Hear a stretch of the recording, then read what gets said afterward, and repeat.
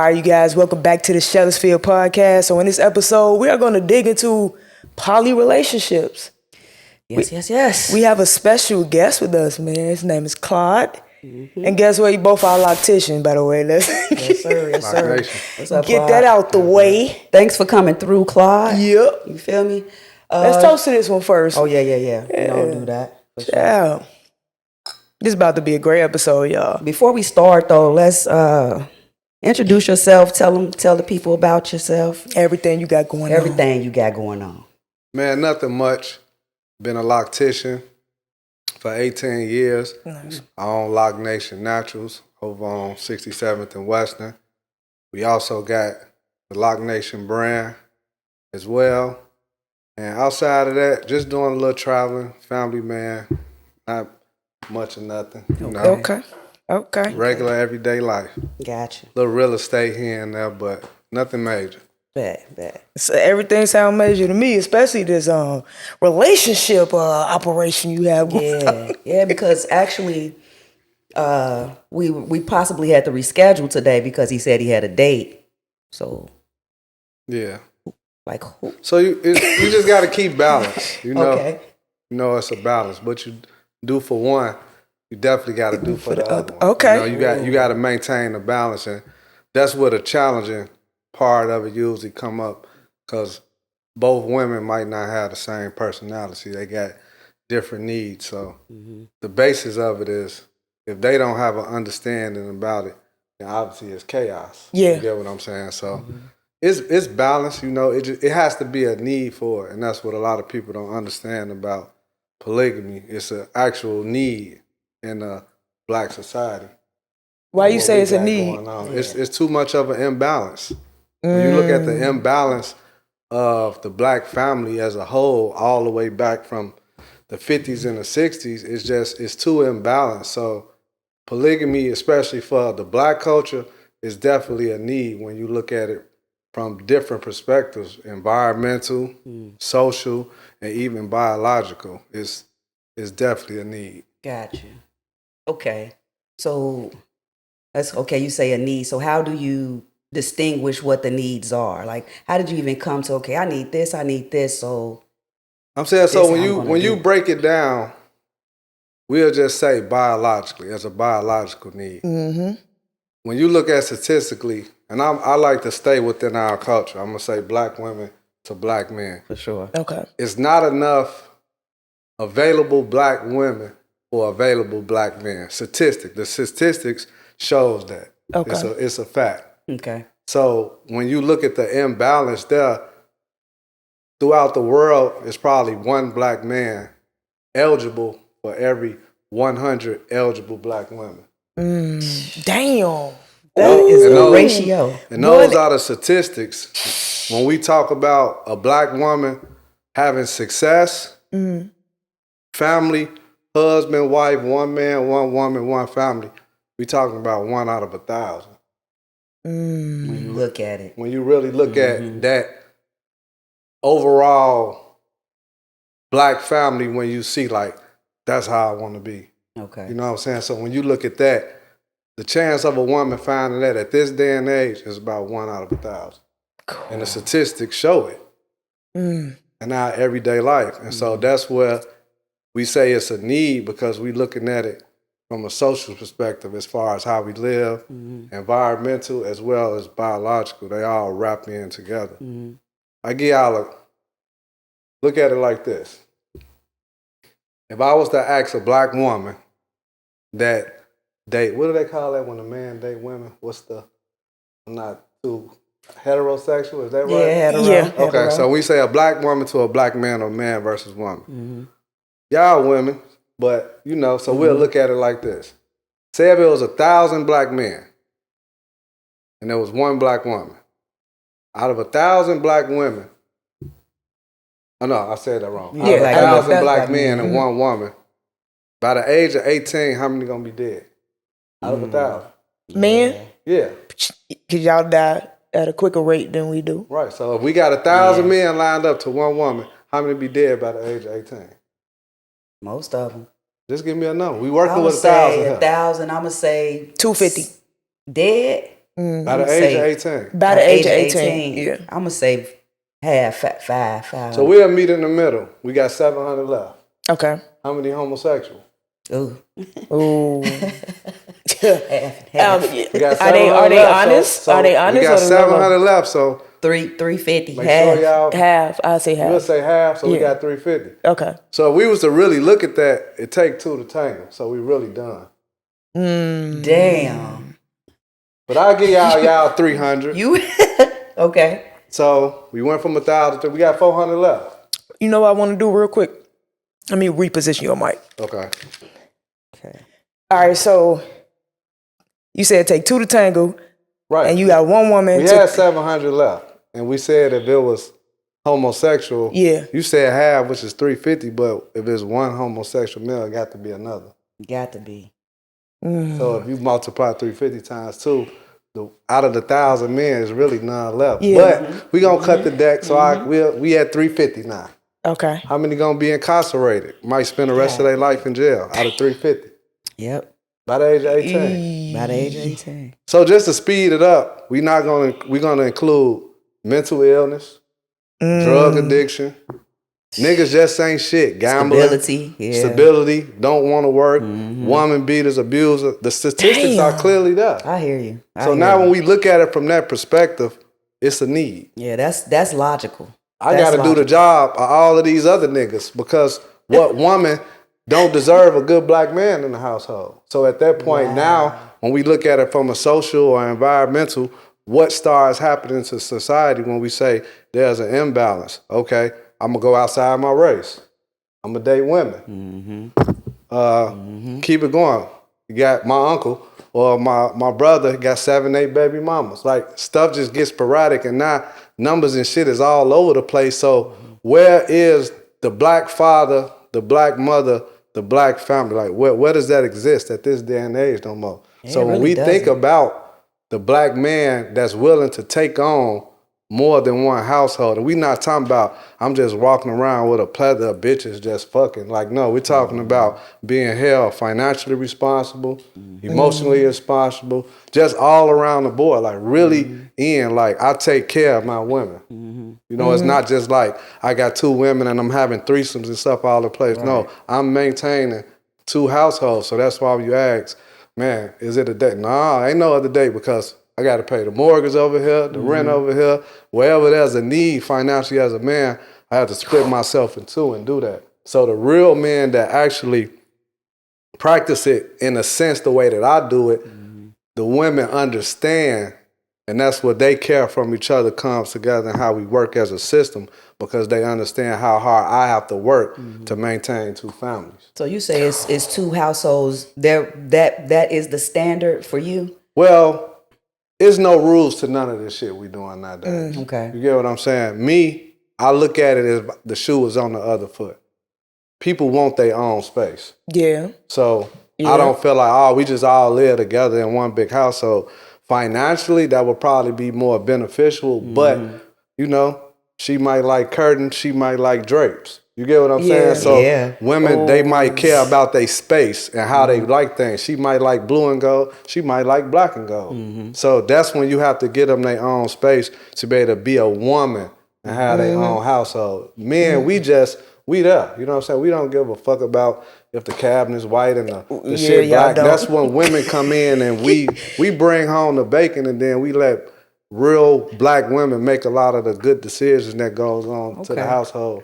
That, you know, balance the family out. Okay. So what's the process like in, I guess, not necessarily choosing the woman or, you know, so was it that you had a woman already and then you brought another in? How did everything come about? Yeah.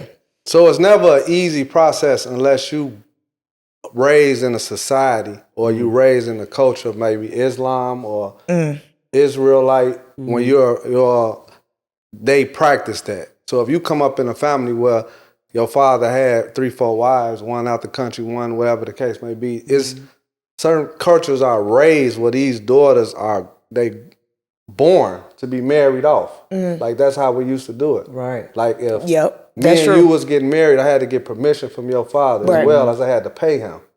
You get what I'm saying? And then even at that Color point, purple. my family and your family had to sit down and we had to decide, like, how is this gonna benefit us together? If they didn't see no bond and no strength, nah, this ain't gonna work. And if you watch movies, not even just in the black culture, you start watching movies for ancient movies back. That's how it just went, period. Medieval times, if you start watching like Game of Thrones, all of that shit, that's how I used to go. But at this day and age, I did it all backwards. I'm just a nigga, I'm getting caught up, you know, I'm lying, I'm cheating. I had to look in the mirror and ask myself, like, dude, what is your problem? And I had to realize, that's when I had to learn about myself. And when I had to learn about myself, I had to go back as far as I can go, even with my ancestors. And I had to understand the black man from the beginning, not just in America, black men. Okay. And once I start understanding the black man, that's where you start looking at things biologically. Like, out of the 1,000 women that we just named, if I had the energy, like if we was to reverse that around, one man to 1,000 women, I can impregnate all 1,000 of them if I wanted to. Yep. At one time. Yeah. So biologically, we're built for that shit. Yep. A woman, you couldn't stand here on this couch, get doggy style, and 1,000 niggas get in line. Like, it'll kill you. Yeah. You get what I'm saying? So biologically, we have sperm counts of 400 million, 500 million every time we ejaculate. So biologically, we built for this shit. Yeah. You get what I'm saying? Yeah. But not to get off track from your question, I just was getting caught up, lying, cheating, and I just got to a point, I said, man, I'm tired of this shit. So I threw everything on the line. I said, man, after studying and learning about myself, I knew then that it was I knew what it was, but I just didn't know the right way about it. So once I got the two beautiful ladies that I have now, I set them down and I just said, man, listen, if I can't go in this direction with my life, I'd rather just be by myself.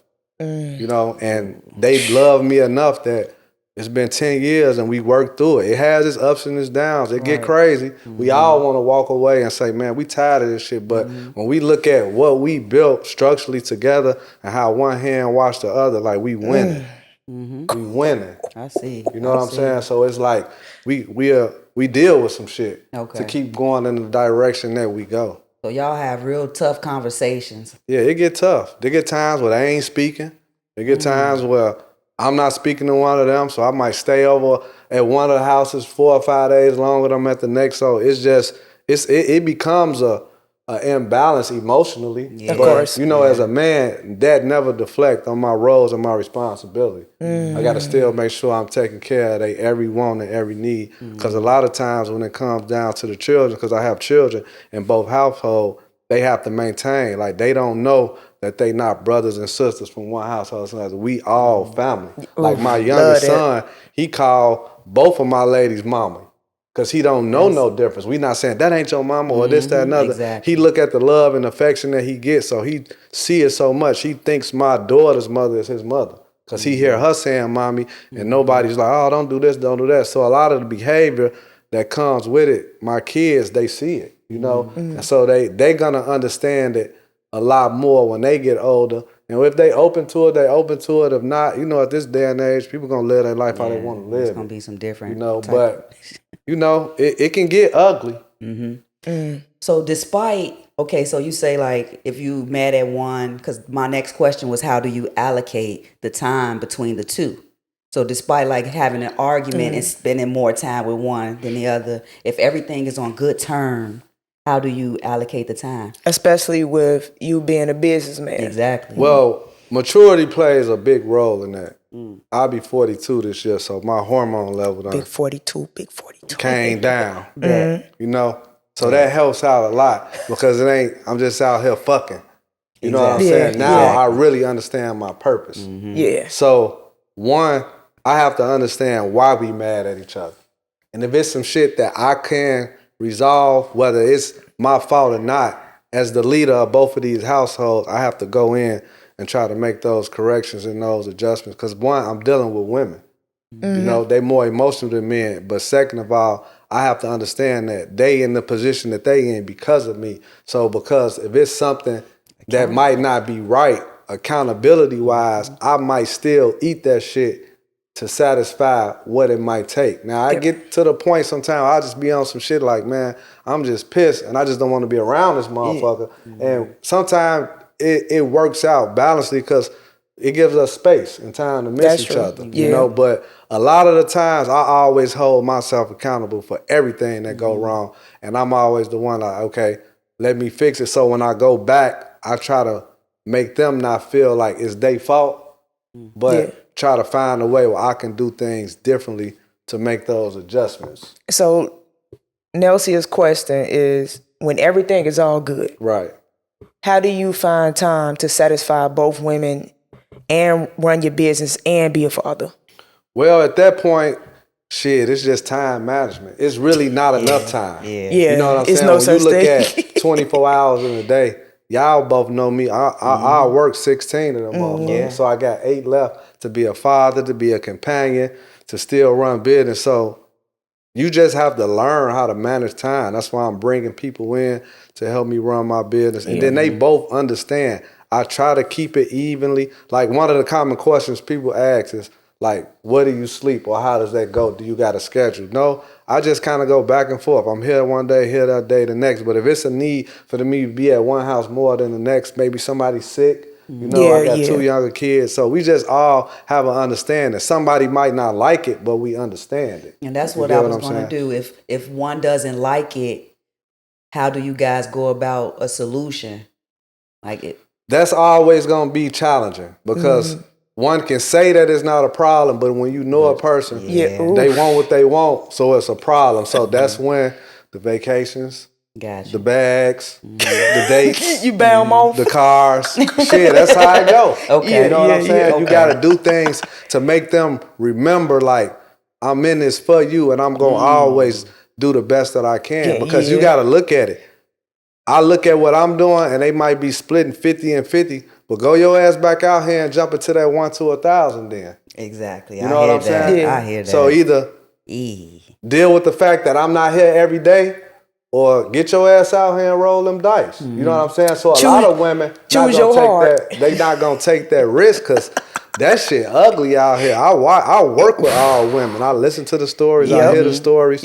And like I said, out here, it's just not enough black men out here. You know what I'm saying? A lot of people might think that it's not fair, or they might think, man, these women got to be crazy to do this. But when you really look at the shit, if you're not married, you practicing polygamy.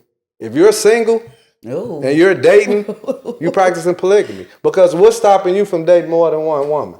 If you're single. True that. So if you're maintaining different people, all you saying is, hey man, listen, we ain't in no serious monogamous relationship. We just kicking it. They have to deal with the fact that you're dating multiple people. It's the same fucking thing. Yeah. Or a lot of guys be like, man, that shit seem like it's gonna be hard. How? Most every married nigga I know got a side chick. Yeah. Sorry to bust the bubble, but you got a mistress or a side chick somewhere. So if you really do the math, why just not get 2 side chicks? Because the side chick is always okay with the nigga having a woman or a wife. It's the wife that's not okay with it. You just choose the wrong wife, my dude. Go get you 2 of them that have the same mind frame, and it might not be as hard. He's dropping gems. You get what I'm saying? Here's the thing. That's why conversations like this is important, because it gives people something to think about. Nobody thinks on that level. Like when you put this against that, I always talk about choosing your heart. That's a part of it. You like, okay, you either deal with it with me and I'm taking care, making sure y'all good, or go out there and scout through the motherfucking 1,000 niggas out there. Man, and it's rough. I just heard something on social media, dude say, either I'm going to pay all the bills or I'm going to cheat. It was kind of comically, but men, it's hard for us. It's very hard for a man to be with one woman from the biological sense. And it's not that we don't love y'all. It's just like, if I can get 1,000 women pregnant, do you understand what my hormones are going through? Yeah. You know what I'm saying? Yeah. So when you take the love out of that shit, you can blindfold me and I'll fuck something, because it's just a thing that we feel. It's like, it's not nothing that we just, I can touch your ass. Ooh, that motherfucker round, it can turn me on. I might not have no connection. I ain't got to know your name. Just to even go deeper into it. Where the fuck you think prostitution came from? Yeah. Like, really ask yourself. Just you give me your best answer. Where did prostitution come from? I think from that understanding that it was easy money coming from y'all. Like, y'all can easily be persuaded. Y'all would pay for it. Y'all would, just to not have a headache of having to really deal with that woman. Straight but to the just, point, right? Straight to the point. No connections. Yeah. What about you? Yeah, that's what I'm saying. No connections. Easy money. No feelings connected to the person. Just releasing. So if a woman is willing to prostitute herself for the exchange of money, why not be in a polygamous relationship? You sleeping with different men. Why not be with a man that'll take care of you and another woman? Like, ain't that polygamy? You sleeping with whoever for money with no strings attached. But then if we go deeper into the aspect, what married woman is out here selling her body? Women, a married woman or a woman in a relationship not prostituting. So you got to ask yourself, why would a woman sell her body for money? Ain't no man in the fucking household. That's a choice that she has to go out and make to take care of herself or her kids or her drug addiction or whatever the case be. Ain't no nigga that's taking care of her. So, man, the easiest way for me to get this shit, man, hey, man, you got some money? My kids need shoes. Like, I was just listening to Corey Holden, or whatever the comedian that, and he funny as hell. He was like, man, I like low income pussy. You know what I'm saying? Because it's not a lot of stress. He said, man, I come through that motherfucker with them outlet Jordans for the kids, and he don't have that strain from the women because guess what? They don't have a man. Yeah. So when you look at prostitution benefit the man that couldn't do what he wanted to do so he can step outside of his relationship or his marriage, go somewhere and get him some little quick pussy, pay the money or the coins back in the biblical days or whatever the fuck it was called, and then no harm, no foul. But then when you look at the woman, why? Oh, her nigga died in the war.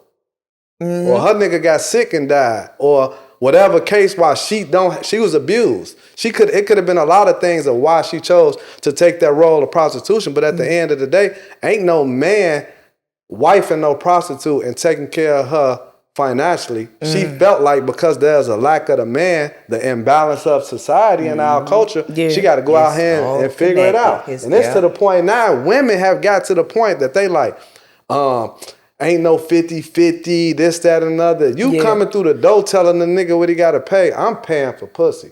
That's prostitution in my eyes because at that point, once the minute you start talking about the exchange of being with you from a monetary value, it's same it's thing. Prostitution. It's prostitution. Just labeled different. But it's the same thing. We can label the shit however we want it, but when we start looking at the imbalance of the black society and black culture, a lot of the things that women are doing and why women even talking like that, and I'm not trying to get away from the men because we got to be held accountable too, but women are forced to be the way that they are, especially at this day and age, because it's just not enough black men for them. And they upset. They tired. Do you think that's why they bring their ass over here or trying to come over here? Why? Let me I'm going to say this as nice as I can, no offense. No, you good to feel us. I'm going to say this, no offense. I see, if I'm saying this right, I see a lot of handsome studs. Okay. I'm going to say that right. That's what y'all call it. And I've seen some with some bad females. Yeah. That's probably like 10% of the time. 10%. Oh. Majority of the lesbian relationships I see, I don't want them motherfuckers no way. I'm gonna be honest with you. So when I look at the two that's together, I'm like, shit, thank you. Because that ain't really shit that we really trying to fuck with. Damn. Scroll through your Instagram and look at what most black men we liking that, and look at the average lesbian relationship and look at the two women that's together. You think you think we want to cheat with that, or you think we want to, like, come on, man, you seen them. So a lot of them go over there because black men just not attracted to most of them motherfuckers. Damn, Claude. And that's the serious matter of it. And when you look at it, when you go to the parties and stuff and you start really paying attention to the woman-woman relationship, you're going to look back like, yeah, she probably really just can't get a nigga. But okay, so I'm gonna have to go against that just for a second. I can't say that's in all cases. Not all cases. Okay. Because I see some. Because I've seen y'all relationships too. And hey, listen. But see, that's a whole nother conversation on why niggas go down that road. But it's imbalance. Okay. And when you see that, that's because she taking care of him. Yeah. Oh, damn. Yeah. Yeah. Damn. Go check the taxes. Go check the W-2s. You will see. When a nigga start downgrading his standards of what he really like, oh, it's some financial. That nigga, he's struggling. He chilling. He paying in the bedroom. Okay. So y'all are more surface level than women. What you think? It's a possibility. Why not? Anything goes at this day and age. Right though. You know what I'm saying? It's a lot of niggas that's not working and women are taking care of them. A nigga be at home, like, no shade, no offense. Like, look at Nicki Minaj's situation. Where did this dude come from? Yep. She worked for 150 of them, and who is this guy? Who is this guy? No. Is she taking care of him or not? Yeah. No shade. I wish I was in his position. I had a woman work for 150 million. I don't think you would. But what I'm saying is, the type of man you are. what man wouldn't go for a woman worth 150 million? I ain't got to do shit but be a good man. Yeah. So when you break that down to our level and where we're at, a lot of niggas will say, man, I ain't got to work. She make 180,000, 280,000. Nigga gonna go somewhere and sit down. He gonna do what he do, but he ain't gonna fuck that up because he don't gotta work that hard. But now we go back to the issue. It fucks up the balance of what a black man is supposed to be doing. Women taking care of men now. No offense to the niggas that's getting it like that, but the way I was raised, the way my grandma was, the way man, that was our job. We took care of the women. But what do a woman like Nicki Minaj at her status do? Like, what is she supposed to do? Well, when at that a point, small percentage up there. At that point, what happens at that point, if you ask me, all of this shit is based around numbers and money.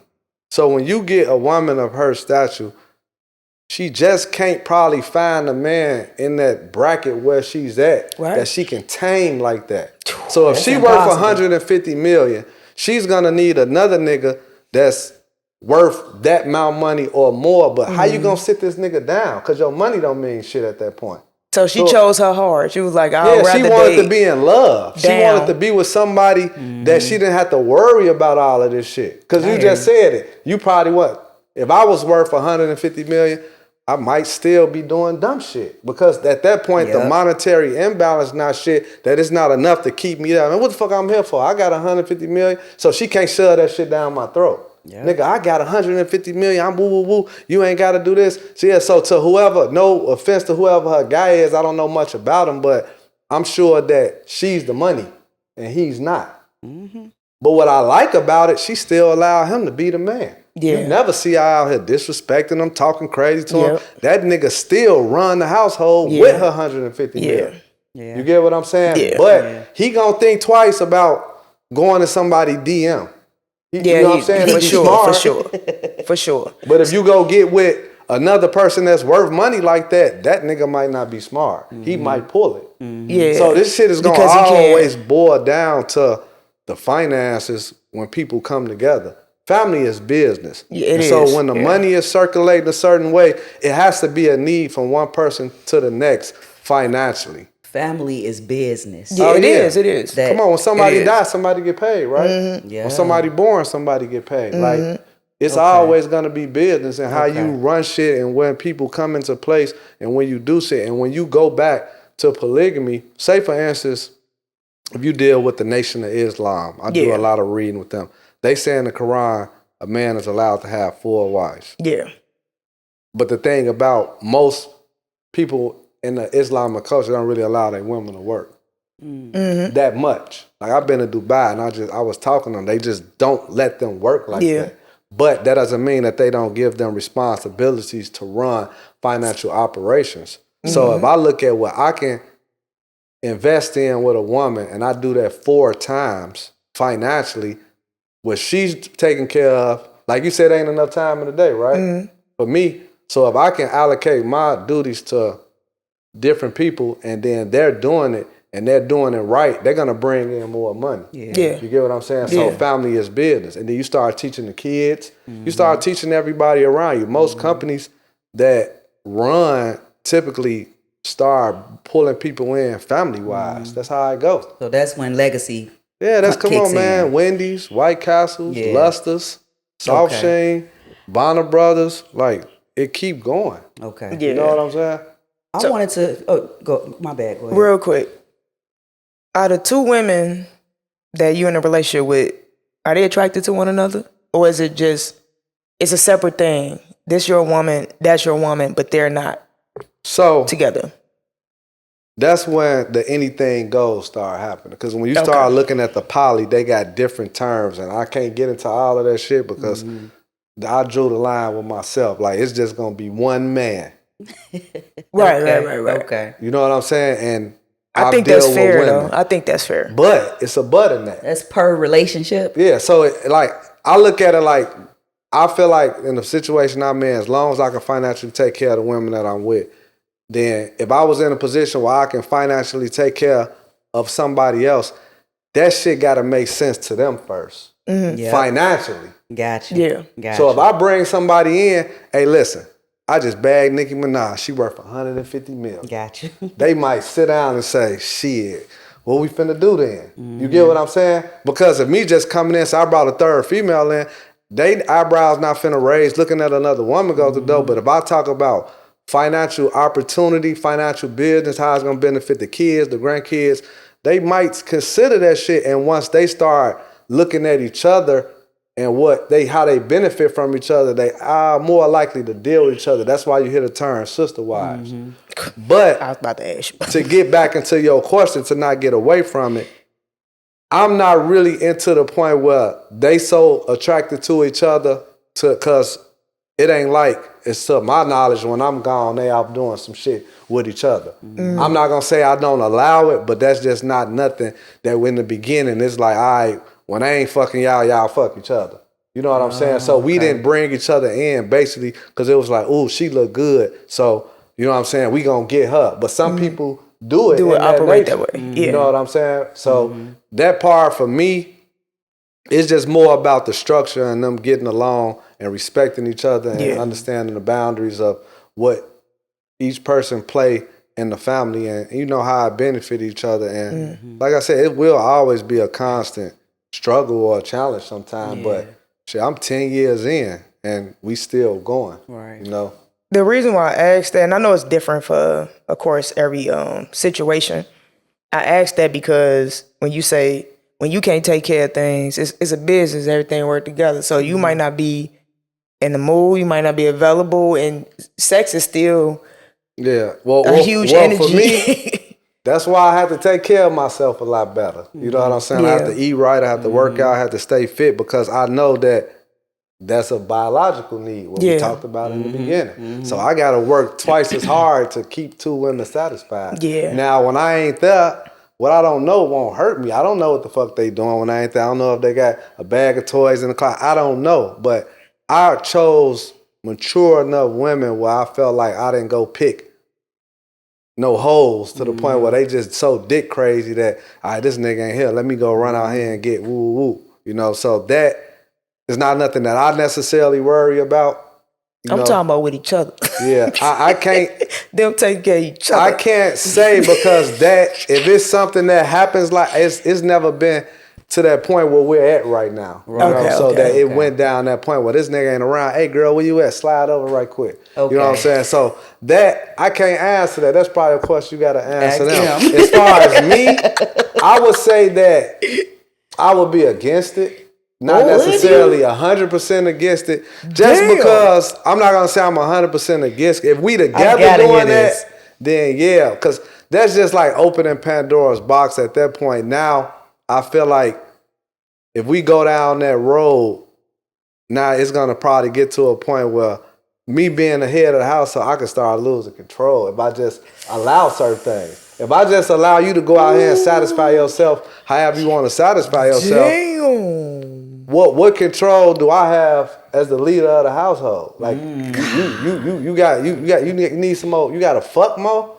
You know what I'm saying? So if I feel like if that's that important to you, I don't need to be fucking with you because we got a higher purpose on what we going and what we doing. So if you got to be all the way down here to busting the nut, man, you got to go on here on. Let me pick somebody else. Exactly. Now, if you want to go bring a nigga in and he want to pay my bills. then maybe we can sit down and have a conversation. Because now I got to understand, because right now I'm working for my grandkids. They're giving you what you give them. You get what I'm saying? My kids straight. So now we talking about my kids' kids. So if a nigga come in, bro, how you going to get these grandkids together? Yeah. You know what I'm saying? I done been cheated on. I done dealt with a female that I messed with dealing with another nigga. But if this nigga coming in and he bringing big finances through the door and she say, hey man, listen, I got a nigga that said if I can get on him every now and then, nigga, you ain't got to worry about paying the mortgage no more. Or he just finna pay the house off and he gonna get you a new car. Like, what nigga really doing that though? Yeah. It ain't a woman out here that I want that bad that I'm finna go pay a nigga off to get her.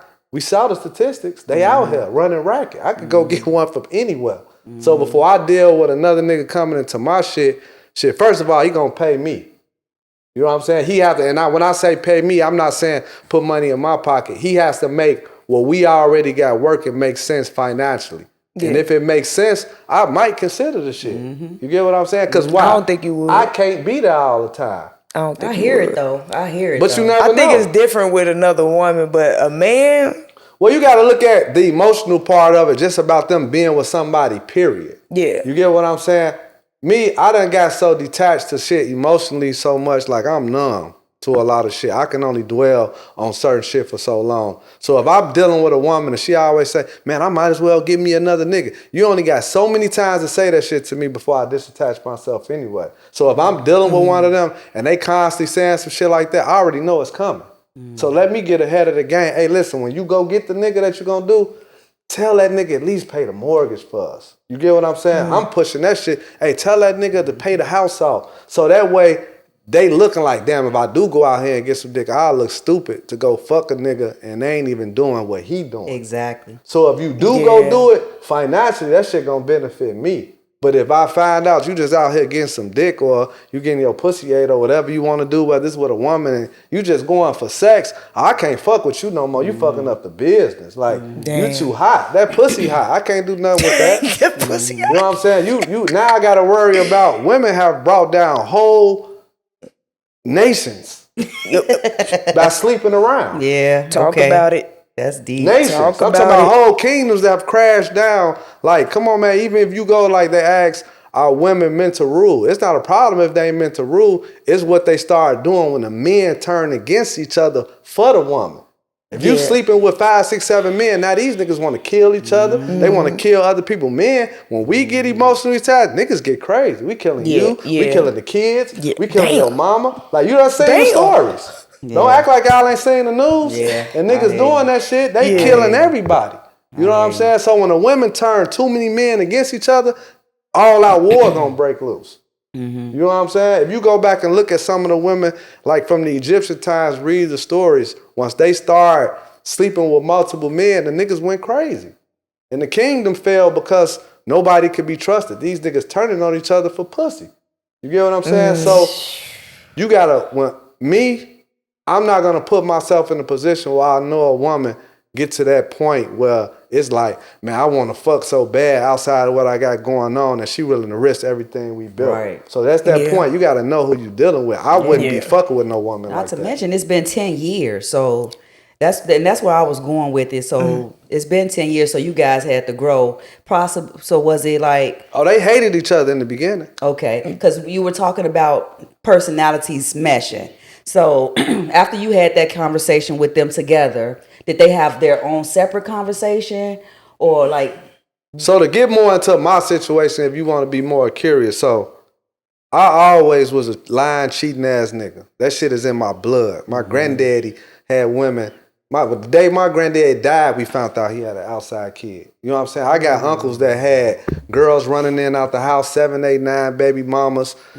I was raised in this shit. You know what I'm saying? I found out who my real father was in 7th grade. I had to come home and I'm trying to figure out, So I was fucked from birth. You know what I'm saying? When it comes to dealing with a man and a woman, I was challenged regardless because I didn't grow up in a household where everything was just all right. You know what I'm saying? I was challenged from the start. I don't think none of us really did. Yeah, you know what I'm saying? We all got the stories we look at, and that's when I say the imbalances there. But it was just a point where the one that I've been with the longest, I ain't gonna say no names or no titles or nothing like that. Right now, we at 22 years. So when my second lady came into congratulations play, to that. Though. Thank you. My second lady came into play. It was all out chaos. Like I was lying, I was getting caught, and she just like, man, what is it about this? You just can't leave her alone. And it was just like I couldn't. It was something about her that I knew that having her in my life, I was gonna go to the next level. I hear that. You know what I'm saying? And I felt that. And I felt it. You know what I'm saying? It was I couldn't stop. That's and cool. It wasn't even just an addiction to the woman. It was just something that I felt that I knew in 5-7 years, big things will happen dealing with this person. And in due time, it happened. But my lady I've been with the longest, man, she was, tearing shit up. You know what I'm saying? She was tearing shit down. It wasn't going. Like, she was chasing me in cars. She was going to the girl mama house. Like, it was awful. Like, it was real bad. And that's when I had to take accountability of what I was doing to 2 black women. That's why I said, you know what? I got to let both of y'all go. And they like, hold on. I can't be with now one of y'all because I can't continue to do this. And at that point, I just said, man, I threw my nuts on the table. If I can't be with both of y'all, if I can't deal with a point where I can have more than one woman, I'm just going to be single for the rest of my life. Would you say that was an ultimatum? It was. It was an ultimatum for them and for me because I had learned to understand myself. Even just ask yourself, you know what I'm saying? At some point in time, y'all realize y'all start liking women. So you made an ultimatum to say, I'm going to go against what my mama think, my daddy think, my family, the world, and I'm going to do what the fuck I want to do. So that ultimatum was, how many times I'm going to get caught up? How many times I'm going to lie, I'm going to cheat? So for my comfortability of what I want, when I look in the mirror, I said, man, I got to have more than one woman. That's my life. And I'm not going to go against it for nobody. I chose myself. That's what I was going to say. And they loved me enough to, they sat down and had a conversation. And it was so crazy because I was in Miami with one and I'm asleep. I hear a knock at the door.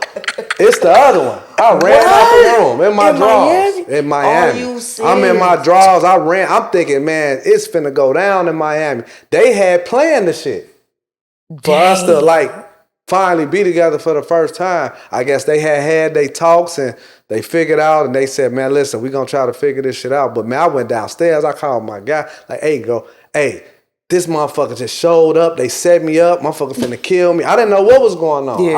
I've never been in that position. I'm out there on Ocean Drive like, hey man, listen. Hey, call my mama. Tell her some shit going. You know, we get in trouble. That's the first person we call is our mama. Man, these motherfuckers, they setting me up.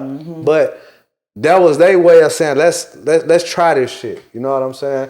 And it was at the end of the day, it was the emotional part. It was just a lot of love to the point where they said, all right, listen, nigga. You saying if we do this shit, we gonna get houses, we gonna get vacations, we gonna get all of this shit you promising us if you allow this shit to go on. So, man, nigga had to get out here and get to it. You know what I'm saying? I ain't mad at none of it. I ain't mad at none of it. If their personalities did not mesh, they lost you. They were gonna lose you. Their personalities together with each other is completely different. Like they're not the best of friends. They tolerate each other. You know what I'm saying? And they just accept that I got a life here, then I got a life there. And when we together, we family. Exactly. You get what I'm saying? And they don't never try to take away my role as the man or the father in either household. Okay. And because of that, I reward them gratefully for that. So it doesn't bother you that sometimes they don't get along, or bring your mic up a little bit, Nelson. That doesn't bother you, like I'm saying they women.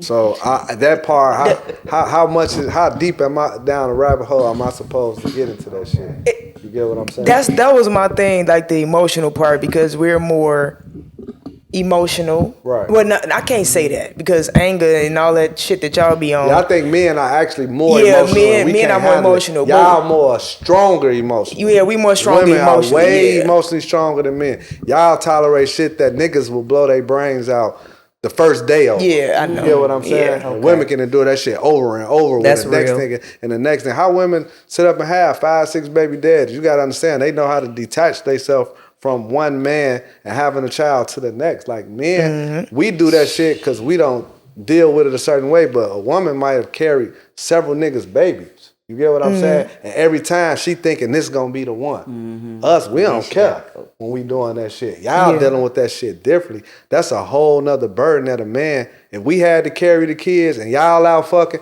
we'd kill ourselves. Like we couldn't, men, we can't handle certain shit emotionally. And so that's why I know where I'm at and I know how far I'm willing to go. And so when things get to a point, I have to understand that what I'm doing right now, I can lose it all. Because she had an option to say, man, I'm tired of this shit. And she had an option to say, I'm tired of this shit. And then I'm stuck, shit, by myself. But, hey, you got to pay the cost to be the boss. If that's how it be, that's how it be. I'll be back out here by myself. Boss? Guess what? So would you say this is between you three, this is a never-ending situation? Well, that's up to God at that point because we don't control what happens in life. Okay. The outside world has more control over our own life than we do. And that's when we start getting back to the seriousness of it. People can get sick. People can get in an accident.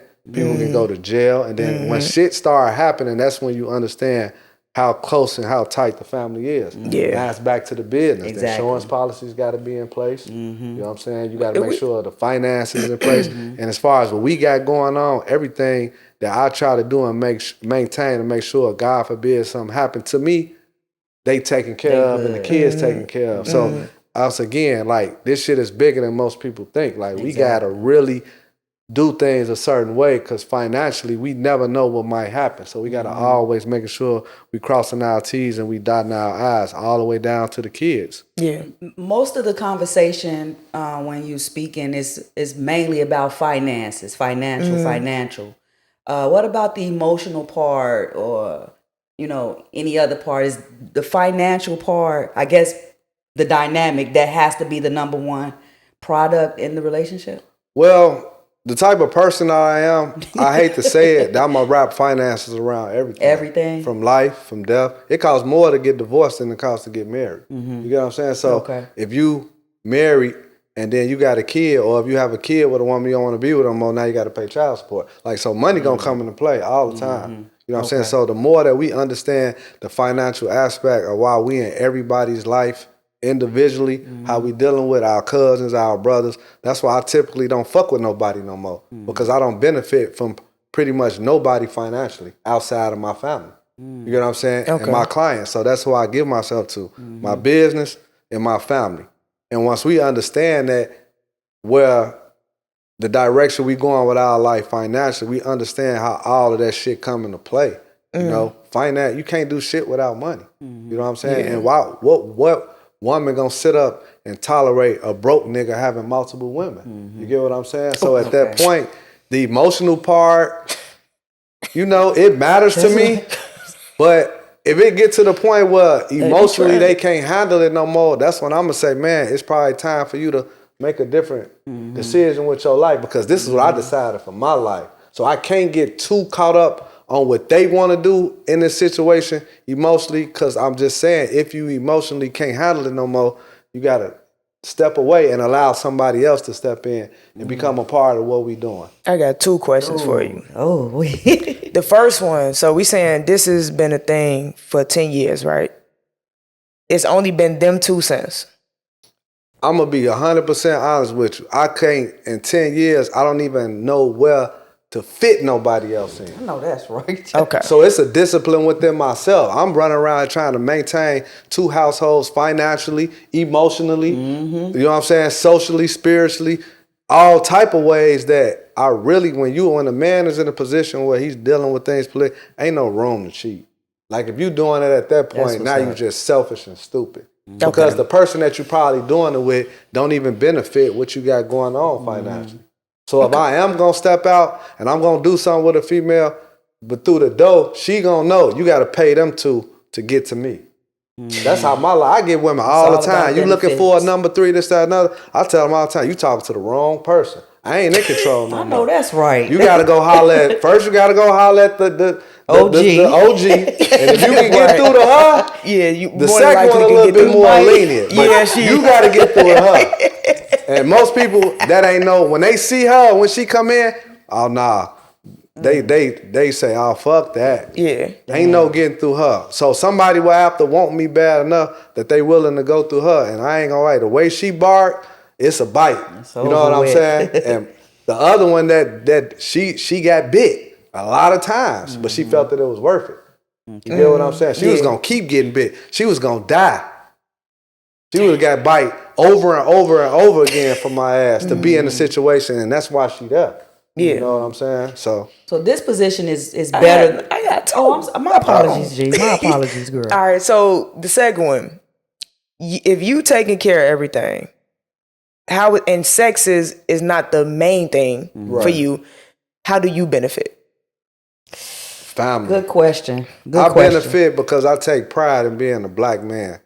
I take pride in being a black man knowing that it's a social mess out here in the world, and it's a due diligence on my end because there's two women that ain't got to worry about that shit. And I got an adopted son that don't belong to now one of them that I raised. You know what I'm saying? And then my other lady, I'm helping take care of her sister kids and more. So it don't just stop with them. Exactly. You know what I'm saying? I still I father many children outside of that. So when I look at my purpose as a black man, a lot of people got to understand with me, it's bigger than just how I deal with the women on an intimate level. I can handle this shit. I'm built for it. Yeah. You get what I'm saying? Yeah, you was born in it. I'm built for it, but they did it wrong. My daddy did it wrong. My father got 11 kids by 11 different women. You get what I'm saying? My granddaddy I've heard the stories about the different women that he's been with. Like, it's just, I've seen the shit growing up, but I looked at all the mistakes that they did, and that's why I've been doing this shit for 10 years, because I learned from, they girls was fighting each other and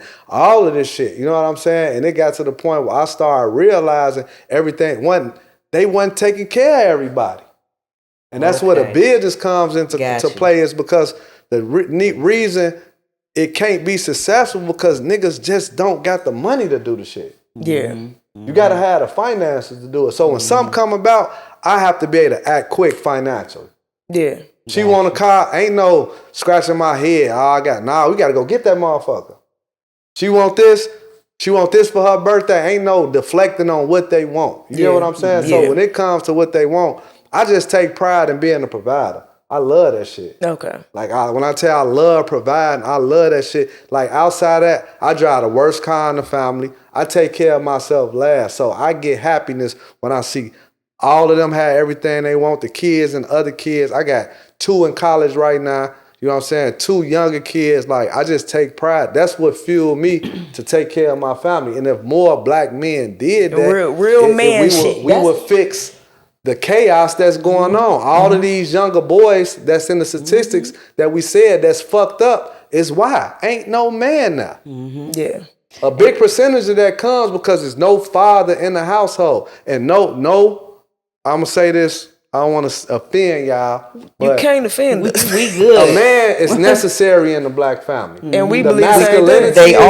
They are. Yes, but that man is, at some point in time, you need a man ass whooping. You get what I'm saying? You need a man conversation. You're right. You need a man to come up to that school. It's certain things that you need to do. And that's why too many women out here raising boys and they don't understand what it is to be a man. So they just out here getting tricked out of their mind, picking up a gun, picking up drugs.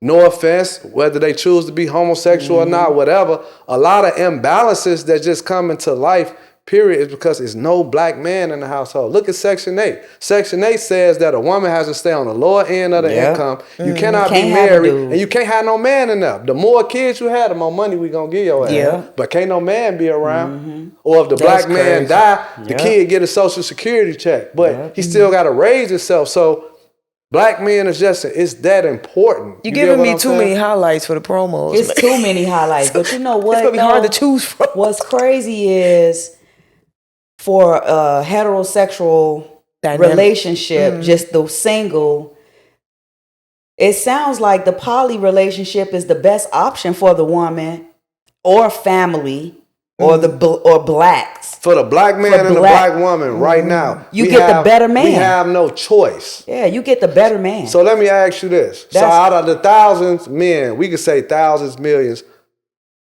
that's like diminishing on the black man. It's almost like dinosaurs. They become extinct. We dying at a crazy rate. Yeah. So now we're going to go back to the biological aspect of this shit. Okay. How do we replenish the black man? Yep. How is he replenished? Yep.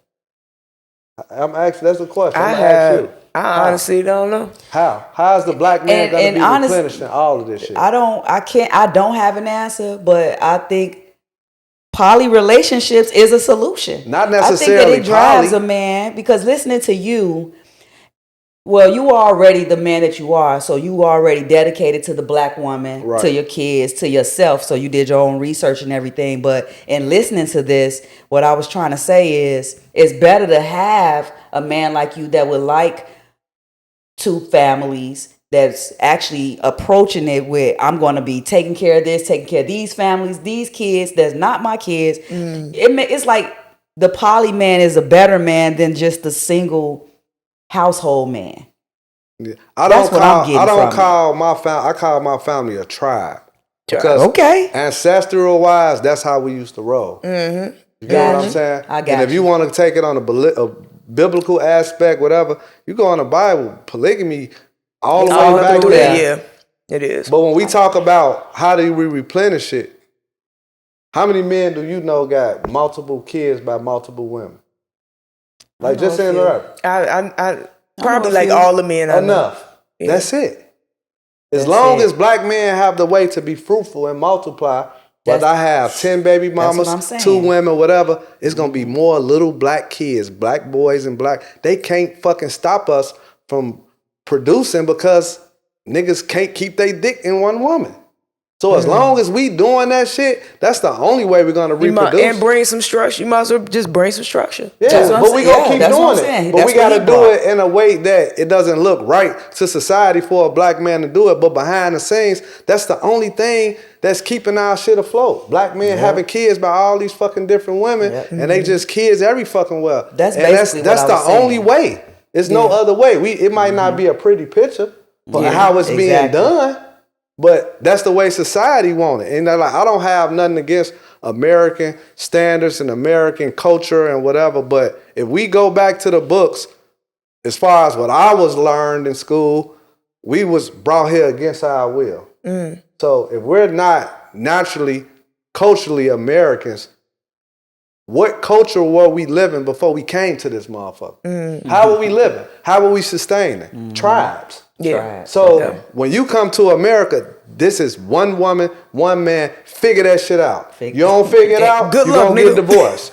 You don't do right by the woman, you going to pay child support. So they going to fuck us financially in the end doing it this way. Yep. You get what I'm saying? Yeah. So at the end of the day, everywhere outside of the United States, polygamy is legal. Yeah. Yeah. In It the is. United States, you cannot marry one woman. You cannot marry multiple women legally. You'll go to jail. It's illegal. Yeah. It's called bigamy. You can't do it. You cannot do it. No, it's to the point where you can't. That's why I don't use titles. You really ain't supposed to be out here saying I got several wives and shit, because you can damn near incriminate yourself. You know what I'm saying? Now people looking into your shit. I got a big tribe. You know what I'm saying? Yeah. It ain't illegal for me to have kids with multiple women and take care of them. It's not illegal. But it's illegal if you actually marry. But if I was to try to marry, Wow. get That's a marriage crazy. license with more than one, that's illegal. It's a That's legal wild. form of documentation. And that's a whole nother conversation when we start getting into the dichotomy for the way we use words and the things that we do. Like, I mostly try to stay with words from a business aspect when we deal with words like friend. How we deal with associate. How certain people might say friend, I don't say friend. I can look at the situation. Y'all probably was friends before the podcast situation. Way before. Right. But y'all doing this now because in due time, it's going to benefit y'all mutually financially. That's a good friendship in my eyes. Yeah. Not that motherfucker that's saying, hey, my kid, can I borrow $800? I got you in 2 weeks. That's not a friend to me. Because if I don't even want no friends that got to borrow money from me. I don't want them type of friends. Because at that point, that's more of a liability. I don't want to be dealing with motherfuckers that need me to the point where I got to borrow money or I'm this, that, and other. Not saying that we shouldn't be there for them, but at this point in my life, I don't need them type of people around that's grown as fuck and they need me. Hey, you nigga, you ain't got $30 in your account. Your shit on E negative. You grown, you in your 40s, you in your 30s. Man, my kids got money. You get what I'm saying? So if I'm dealing with grown individuals and they finances fucked up from all the way into my family, I ain't trying to fuck with you. So when I start looking at friend, the term that we use, if I can't benefit from you mutually, financially, you're not my friend.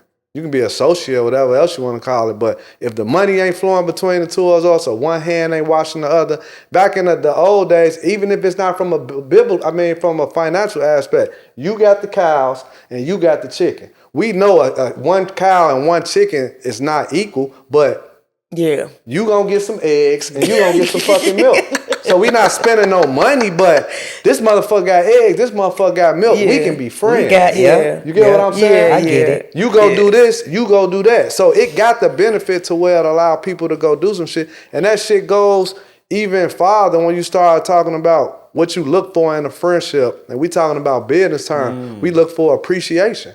Appreciation and with the people, we look for consideration, we look for security, we look for trust. And we start really breaking down all of these terms for the shit that we look for in relationships and friendships. I don't do relationships, I do partnerships. It's a whole nother ball game. Yeah. You know what I'm saying? But you want to start going into consideration. I'm loving this. Yeah. Go ahead. Consideration is when we sit down and say, hey, man, I think I got an idea about doing a podcast. Me and you or whoever and boo, boo, boo, boo. And that's called consideration. We're going to sit down. We're going to put some shit together as friends. We're going to consider this shit. Most people consider it. You have no consideration. I brought you lunch and you didn't bring me lunch. That's that emotional bullshit consideration. I don't fuck with that. We're going to sit down and we're going to talk and we're going to come up with some shit, how we going to benefit as friends when we get together. You know what I'm saying? Financially. And then the shit grows. What's next? Appreciation. Appreciate, like, oh man, I appreciate you wash the dishes because I ain't feel like, no, motherfucker. Appreciation is when shit starts growing financially. A house appreciate. Artwork appreciate. Okay. You get what I'm saying? Okay, yeah. Appreciation, shit grows in value. So your friendship, to your consideration, to your appreciation is growing financially.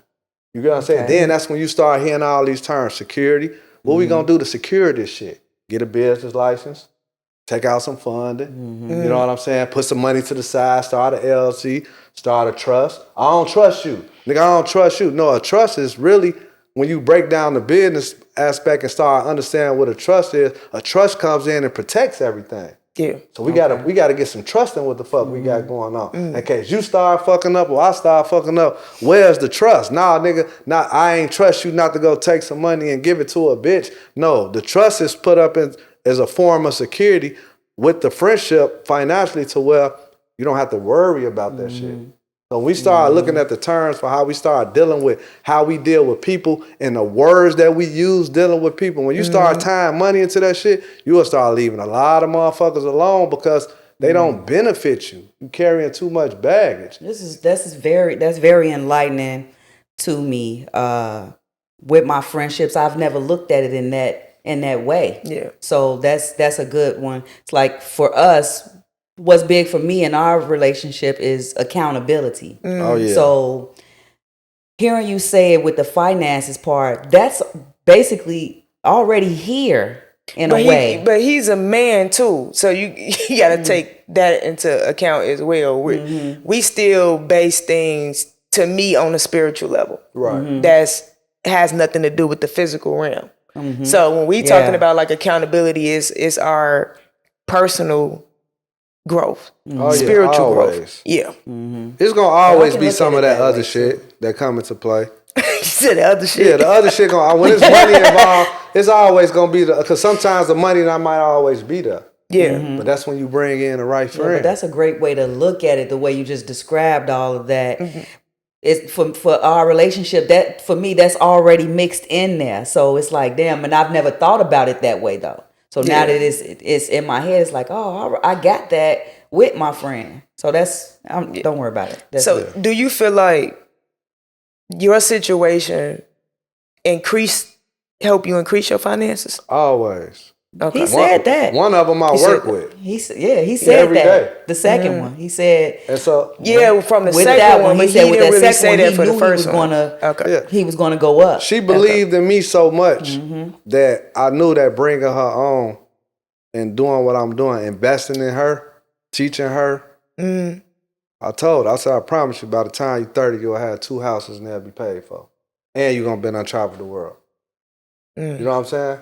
And that shit real. You get what I'm saying? All because she came and put in the work. Now, did I benefit from some of the shit financially? Yeah. You know what I'm saying? And it matters. You got to find friends that believe in you. Even when you don't believe in yourself. Yeah. Yeah. You know what I'm saying? Because some people, if I would have told somebody, I got a master's in engineering. If I would have told somebody, man, I'm finna walk away from doing construction because that's the field that I was in. I'm finna start my own slime, man. Even my own family member said, nigga, you crazy. You got a degree. You know what I'm saying? But what I used to make in a week, I make that shit in a matter of hours now because I believed in myself. And then I started finding people that believe in me. You know what I'm saying? My other lady, she's not as into the business part as far as the financial part, but she like the glue. You always need that motherfucker that's the glue. Like she keep me together. I know that. Like when I start stepping out of bounds, that motherfucker gonna make you remember. You know what I'm saying? She gonna go back from 20 years ago, tell you what you had on, remind you, nigga, before we was going to the Maldives and all that shit, nigga, I was paying to get your hair braided. She makes you remember. You need You get that. what I'm saying? So me, that's that security. Yeah. I need that from a woman because if not, I'll just be out here doing any fucking thing. Okay. If I didn't love them or emotionally and I didn't care about the way she feel, when she get to throwing that type of shit down my throat, it straightened me up sometimes. And that's what I find friendship in my ladies. You get what I'm saying? So when they come to me with certain things, that's a lot of the shit that I take in consideration because it helps me tighten up and straighten up. Because I can detach myself from shit emotionally. And sometimes them being women constantly nipping at me with that shit, it gives me time to rethink and reevaluate. Like, damn, I probably shouldn't have done it like that. Yeah. I probably should have did it differently. And they helping me grow to become better. And the more that I grow from learning from them, it just thrives me to go do more. You know what I'm saying? It's to the point that it's just like, in a situation that I'm in, I'm cool where I'm at. I don't really need somebody else. Like, I'm perfectly fine where I'm at. The more I can go out in this world and get and bring it to them, and where we can sit down and assess that shit, we already in the position we winning. We just got to keep learning from each other and keep loving each other and learn how. Because at this point, we at halftime. It's about what we teach these kids and show these kids. Yeah. Like I can go get a job at McDonald's and sustain right now with my life because I've done all the work. So now everything that I do, it's about teaching the children and making sure that they don't make the mistakes we made and making sure that they do things different. Like my sons, I stay on top of them. You don't need no girlfriend. You know what I'm saying? I was girl crazy. So making them understand why they don't need to focus on, like, go out and date as many girls as y'all want, protect y'all self, but until y'all, my sons know this shit. Nigga, I'm taking care of y'all. I'll be down if y'all bring a baby in this house or a girl in this house, then y'all say, hey, Dad, you got $50. No, nigga, you ain't no man yet. So until you're willing to take care of a woman, make sure she eat, pay for her cars, take her on vacations, do all the shit that you see me do for your mother, don't you dare disrespect no black woman by calling her your woman, and you can't do shit for her. So I stay on top of my sons like that. Claude. If y'all gonna date women, just date them. Never let them think that they belong to you, because nigga, you can't even do shit for them. Y'all still boys. Just listening to your morals I got so much respect for you. I already had respect for you. For sure. You know, because I didn't really know everything that was going on, because I do, but I didn't. Yeah. But just like your whole approach to the relationships, to life, to being a father, being a businessman. Being a black man. A black man. You got so much respect for me, bro. Oh, thank you. I'm so serious. This shit real out here. You know what I'm saying? And we need this type of conversation. For sure. A lot of people ain't gonna make it. A lot of people gonna pay the ultimate sacrifice for this shit. So when you chose by the Creator to do things bigger than yourself, and that's how I look at it. A lot of shit that I do, I'm supposed to die a lot of times. Like, I can't die. Because the situation that God put me in, if I would have died, I would have died a long time ago. He got so much more for me that the things that I do, and when I look, I say like Bob Marley. When I say I can't die, like eventually we all gonna leave this place. But Bob Marley will never die. You gonna keep talking He ain't about dead. it. Yeah. His body gone, but that man, his family worth $500 million. His grandkids. Skip Marley on down. Lauryn Hill. And her son, his son, like this shit, he gonna live forever. Yeah. That name, Legacy. that face, that's a legacy. So when you get to the point where you want to create a legacy, yeah, eventually your physical body gonna leave this work. But man, shit, I'm trying to make sure Lock Nation here forever. Yeah. And I have to put that into my kids. My daughter 4, and I teach her how to play with her dials. My daughter, I got videos of my daughter twisting her. My oldest daughter work right next to me. Like we gonna get this shit. Okay. You can. My daughter, somebody offer her a job. I said, how much you need to get to work a job, man? She'll do this, like, man, maybe 70 an hour, 60, because she can pay herself that. Yeah. Right. You know what I'm saying? Yeah. So she not that. I thought that I had to go to college, get a job, and go work and pay. Nah, man, if that's what you want to do. Yeah.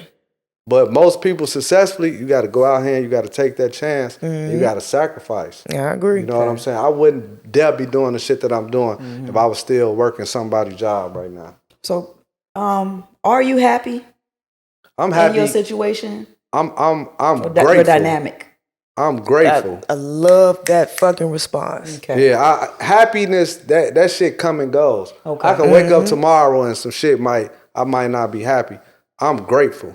Yeah. You know what I'm saying? When I look at my life, I just came from Dominican Republic with my father. We done been there in the last year probably 5 times. Damn. Just me and him. And our relationship, because of this imbalance of systematic shit, I didn't really get a relationship to my biological father until I was damn near in my 30s. Yeah, because you said you found out at 7, right? Yeah, but I was choosing my mama.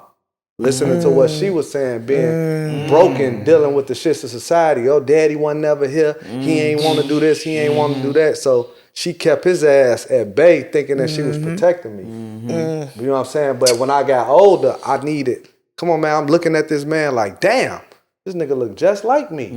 You look like him, nigga. You know right. But that's what we saying to ourselves. Exactly. And I'm looking like, I need to know more.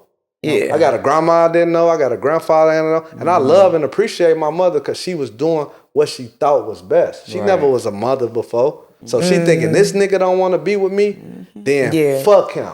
Yeah. I'm going to go find somebody else. And I was lucky and grateful and blessed enough to have an amazing, I don't even call him my stepfather because I don't feel that shit. He raised me as if I was one of his own, and I'll forever be grateful. Yeah. You know what I'm saying? And I can't get my mother and my biological father on the page that I would want them to be on. So I just live through the shit that I live through. You know what I'm saying? I take everything that I get from my uncles, my grandfather, from my children. I learned from even my little bitty babies that, man, I wasn't shit as a father with my older kids.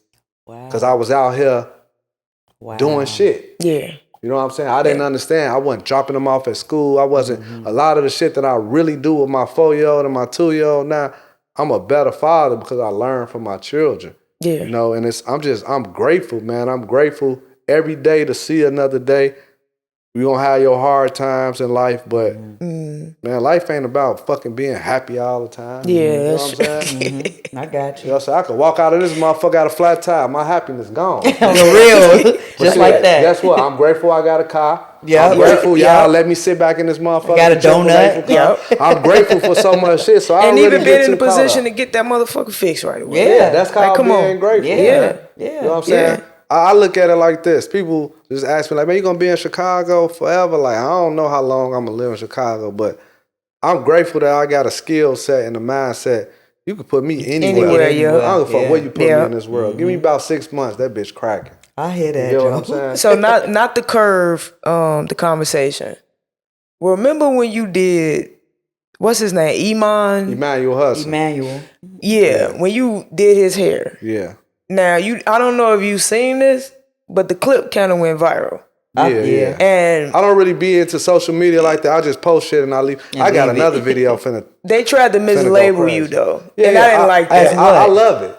I didn't see because that. he's a man doing I hair. get that all the time. I've been doing Polo G hair on and off for a while. And shout out to Polo G, Chicago's very own. sure. That nigga, if you do his hair, he gonna take care of you. He gonna fly you here, Uber Black. You know what I'm saying? I don't have the time, and it's crazy that I'm saying this. I don't have the time to service him no more. You know what I'm saying? Damn. Financially, service celebrities don't benefit me. For real. You know what I'm saying? They got money, but they ain't got the money that I need to do their hair. Like, you got to really pay me. Because when I start looking at the money that I lose stepping away from my business, even to a millionaire, nigga, why would I pay this nigga $2,500 to do my hair? You know what I'm saying? Yeah. So when I start looking at what it costs for me to do celebrities hair, it's all profit and loss, time versus money. When I look at the time that I'm taking away, they can't afford me. Yeah. I'm sorry. I love the experiences that I had with them, but the resume is important too. Yeah, you know, it was good to do, but a man in a hair-based industry, you got the hair business, you got the hair industry. You know what I'm saying? So the hair industry is doing locks. You know, so me doing locks, I got a lot of male clients, a lot of female clients. Like when it come to doing locks, like I got respect from people all over the world. Even you was in LA and me and dude only, you know what I'm saying, met a couple times. Right. But motherfuckers respect my skill set and my talent. So you gonna always get the silly motherfuckers that's on social media that's gonna say this, that, and other. But anybody, you know, that be around me, I don't gotta be out here fighting for my sexuality. If you're around me more than 5 minutes, you're gonna say, that nigga's not gay. I never thought that. You know what I'm saying? I never thought you was Go gay. check my resume. Yeah, the guy that started my locks, his name was Twist Doctor, and he was far from that. Also, I don't connect the two. It's a lot of men in this industry that is. They do locks. My mentor is. My guy LA was. You know, That do locks. I believe he is. He's never said it to me, but I believe he is, and I love it. Without him, I wouldn't even be doing this shit, and I don't care. You know what I'm saying? I don't care. I don't look at that shit when I'm in the industry. I don't look at what I'm doing. So I'm not going to not do what I do. And I'm one of the best at it. Yeah. Yes, you the are. best in the world. Yes, you are. You know what I'm saying? I've done hair all over the world. I've done hair out of the country. And I've amazed people. I was in the Virgin Islands doing hair one time, just on the beach, just doing it. You know what I'm saying? And the guy was like, man, I ain't never let no guy do my hair. And I'm like, all right, don't worry about it. You know, I'm woo, man. After the end of the day, that nigga was like, hey, you think you can give me that? You know what I'm saying? Because when they see that skill set, one thing about hair is when you do somebody hair, you want to be able to give somebody something that they feel like they can't be without. Whether it's the products, whether it's the attachment that you have with the person that do your hair, it's almost like a relationship. So when you put people in those positions, like I got guys that won't let nobody touch their hair but me. You get what I'm saying? So that's just some stereotypical bullshit that I'm cool with. Bring that shit to me. You know what I'm saying? My only concern getting my hair done by a guy was if I was gonna be too fucking aggressive in my locks, retwisting it too strong. But when you did my shit and you watched it, I was like, oh shit. Yeah, That felt so good. Smooth. I do my own locks or I come to you. Yeah. And I taught my daughter how to do my locks. That's it. You know, because one of the things about having locks, what I always pride myself on is I want to give my client the experience that I would want. Like I just tell the people in the salon, I'm finna redo the whole salon again. They're like, damn, why you finna do the salon? You just did over. It's time. You get what I'm saying? Okay. It's time. A lot of stuff, new shit popping, new website, you know what I'm saying? Yeah. New podcast. We got a lot of new shit going on. So it's like, niggas out here. Right. You know what I'm saying? Tell them about your products, man. Tell them about your we got products. a full line of It's products, right man. The start Go check of it us too. out, man. www.onelocknation.com. Man, I'll put my affiliate link in the. Oh yeah, man. Y'all want to be affiliates, tap in. You know what I'm saying? Hey, I couldn't find the right product. Like I was doing people hair and I started doing my own shit. You know what I'm saying? Cause I was on that, you know, like damn, I just couldn't find nobody that had that touch. Like, you know what I'm saying? So I just started doing my own shit. And people was like, man, who do your hair? I'm like, I do my own hair. They be like, you do other people's hair? Man, hell no. I don't do no hair. You know what I'm saying? Hell no. Damn. They like, nah, man, like, boo, like, and I went to a party, and the guy was just like, man, bro, I ain't never seen nobody shit laid like that. Who do that shit? And I'm like, I'll do it. He like, what? He like, man, you gonna do mine? I'm like, nah, I don't do nobody hair, bro. That nigga asked me 1,000,000 times to do his hair. And I'm like, man, if I don't do this nigga hair, he not gonna leave me alone. Yeah. So I'm like, all right, bro, I got you. You gotta come to my crib. I got you, man. You know what I'm saying? I'm washing the nigga hair in the sink, man. I do that nigga hair. He wouldn't stop. Then, hey, man, this dude, I know you did his hair. And the shit just went to that point. Okay. You know what I'm saying? And I got in some trouble back in 2010. And I was afraid that my employer found out what happened and they looked on my record, they was gonna fire me. So now I had to put myself out to the universe, man. What the fuck can I do in the event this shit don't go right?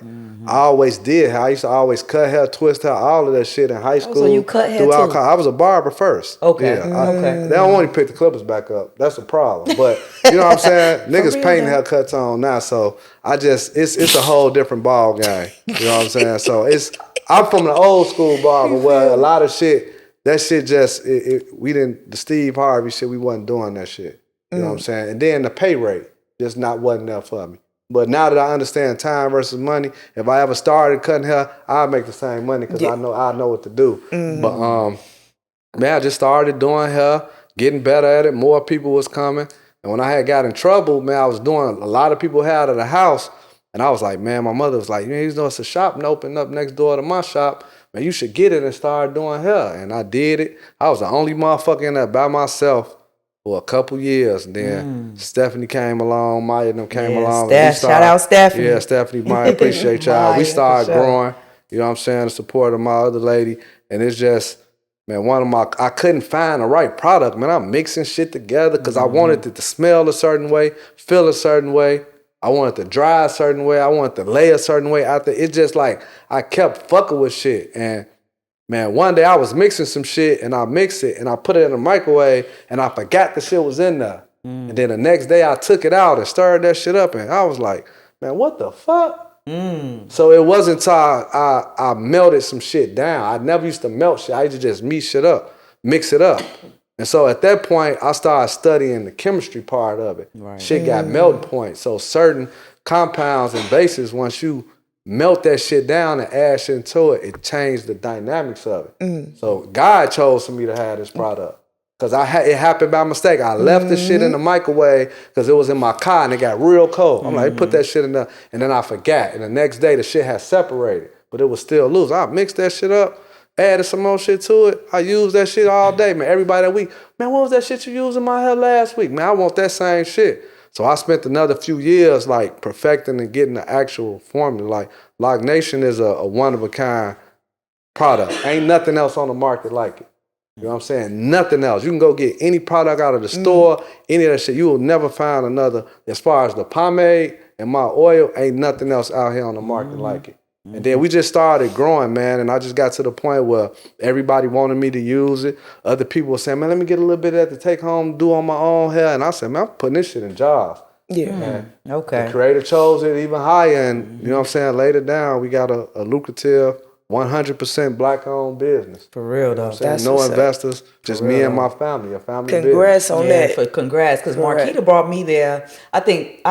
I remember Ty coming to you. That's my girl. Shout out to Ty. And I don't know if Ty introduced Marquita, but Marquita introduced me to you. Yeah. And I've been coming to you since 2015. Oh, yeah, man. I think man was at the end of 2014. Yeah, I can't even keep up. Yeah, I know. I remember when I met her, and it was just, you know, that's when I started getting into the videos and shit. Remember I did the video, and it was just like, yeah, I was chosen for this shit, man. Yeah, you know what I'm saying? And now it's about me, man, teaching my kids and just learning. Like even being here with the podcast, shit, like just learning. Like I'm a sponge. I don't care how rich I get, how much money I get. Man, why this like that? Why that's like that? I'm the type of person, if I see some shit, I used to be the person like, if I see it, I can do it. Now where I'm at, if I see it, I invest in it. It's a difference. Yeah. I ain't at the point now where I don't have to try to do shit myself. I invest in it. Yeah. They go back to the friendship saying, man, listen, I was thinking about this, and we just all find, once you find out how shit work between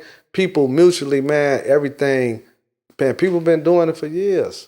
Coming together and coming up with with shit to benefit, because it's always about one person knowing something that the other person don't. Yep. You know, and once you put that shit together, put brains together, black people, man, we some of the most talented in the world. Mostly all the inventions that have came from black people. You know what I'm saying? Us. And now you got your own creation but and invention. we never know how to benefit off of it financially. We gonna steal it from each other. We gonna do, like, you know what I'm saying? If I find somebody that's why the affiliate program came. Even if I find somebody that's fucking with one of my products and they kind of like trying to like re-rock it and shit, I'll call, hey, look, man, I know what you're doing. Look, we ain't got to do it like that. Yeah. I'm gonna give you the same product, but I'm gonna tweak your shit a little bit, so it's yours. You don't want to be out here bootlegging Lock Nation. Let's change the fragrance. Let's change this. So if you like what I got and you want something similar, I do that shit on the other end. You know what I'm saying? I sit down with chemists and manufacturers. We're gonna go with white bottle, green top, how you want your labels. I got whole teams of people that develop websites and shit. So when people come to me and they like not necessarily what I'm doing, that's the business of it. That's called the hair business. So I'm not in the industry no more. If I don't do hair tomorrow, I'm fine with that. I still do it for my clients. I'm into the business. I'm selling units now. Yeah. What's affiliates? Affiliate is basically, you got to choose your affiliates. Everybody can't be one. So you want somebody that you see that know how to get in front of the camera and they can get people to say, man, I want to buy that. And so when you post your videos and you do the shit and you get paid from it, like every time somebody see a video, you see it all the time, and you buy something for that, right? That person gets paid from the link. So that was the video that you posted of his products a couple weeks ago?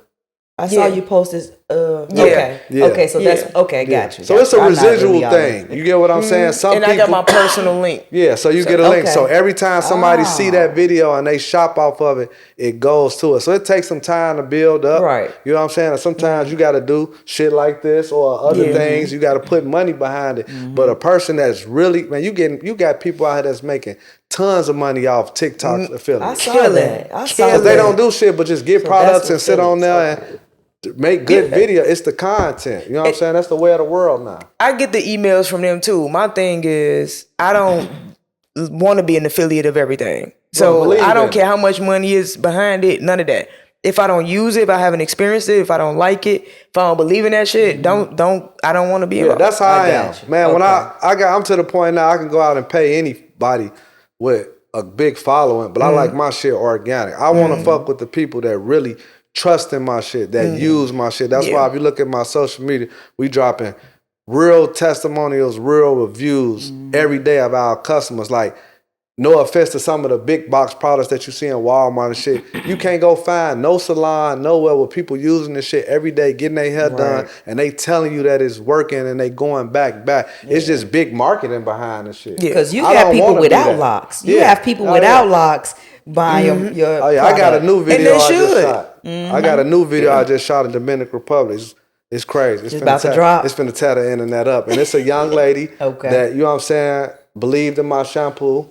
And she used it, and she don't have locks, but she shot a video for me, and it's gonna be up. That's what I was trying to tell people when I tell them about your product. It's like, you don't worry about your hair journey. You don't, and I know that saying Lock Nation could be a little confusing. You think it's solely about locks. I'm like, no, he has a 3-step washing, taking care of your hair system. It's a whole fucking system, like a whole system. Ain't nothing else out here like it. You know what I'm saying? And you have to take care of your hair. This your fucking antenna. Yeah. Stop just putting anything in your hair, and stop just letting anybody in your fucking hair. Yep. I hate when I have to go through desperate measures because maybe I'm about to go on set and measures. Claud, she had me doing her hair this summer. I twisted her hair this summer. You gotta do what you gotta do sometimes. I just had it so like you twice. Gotta do what you gotta do sometimes, man.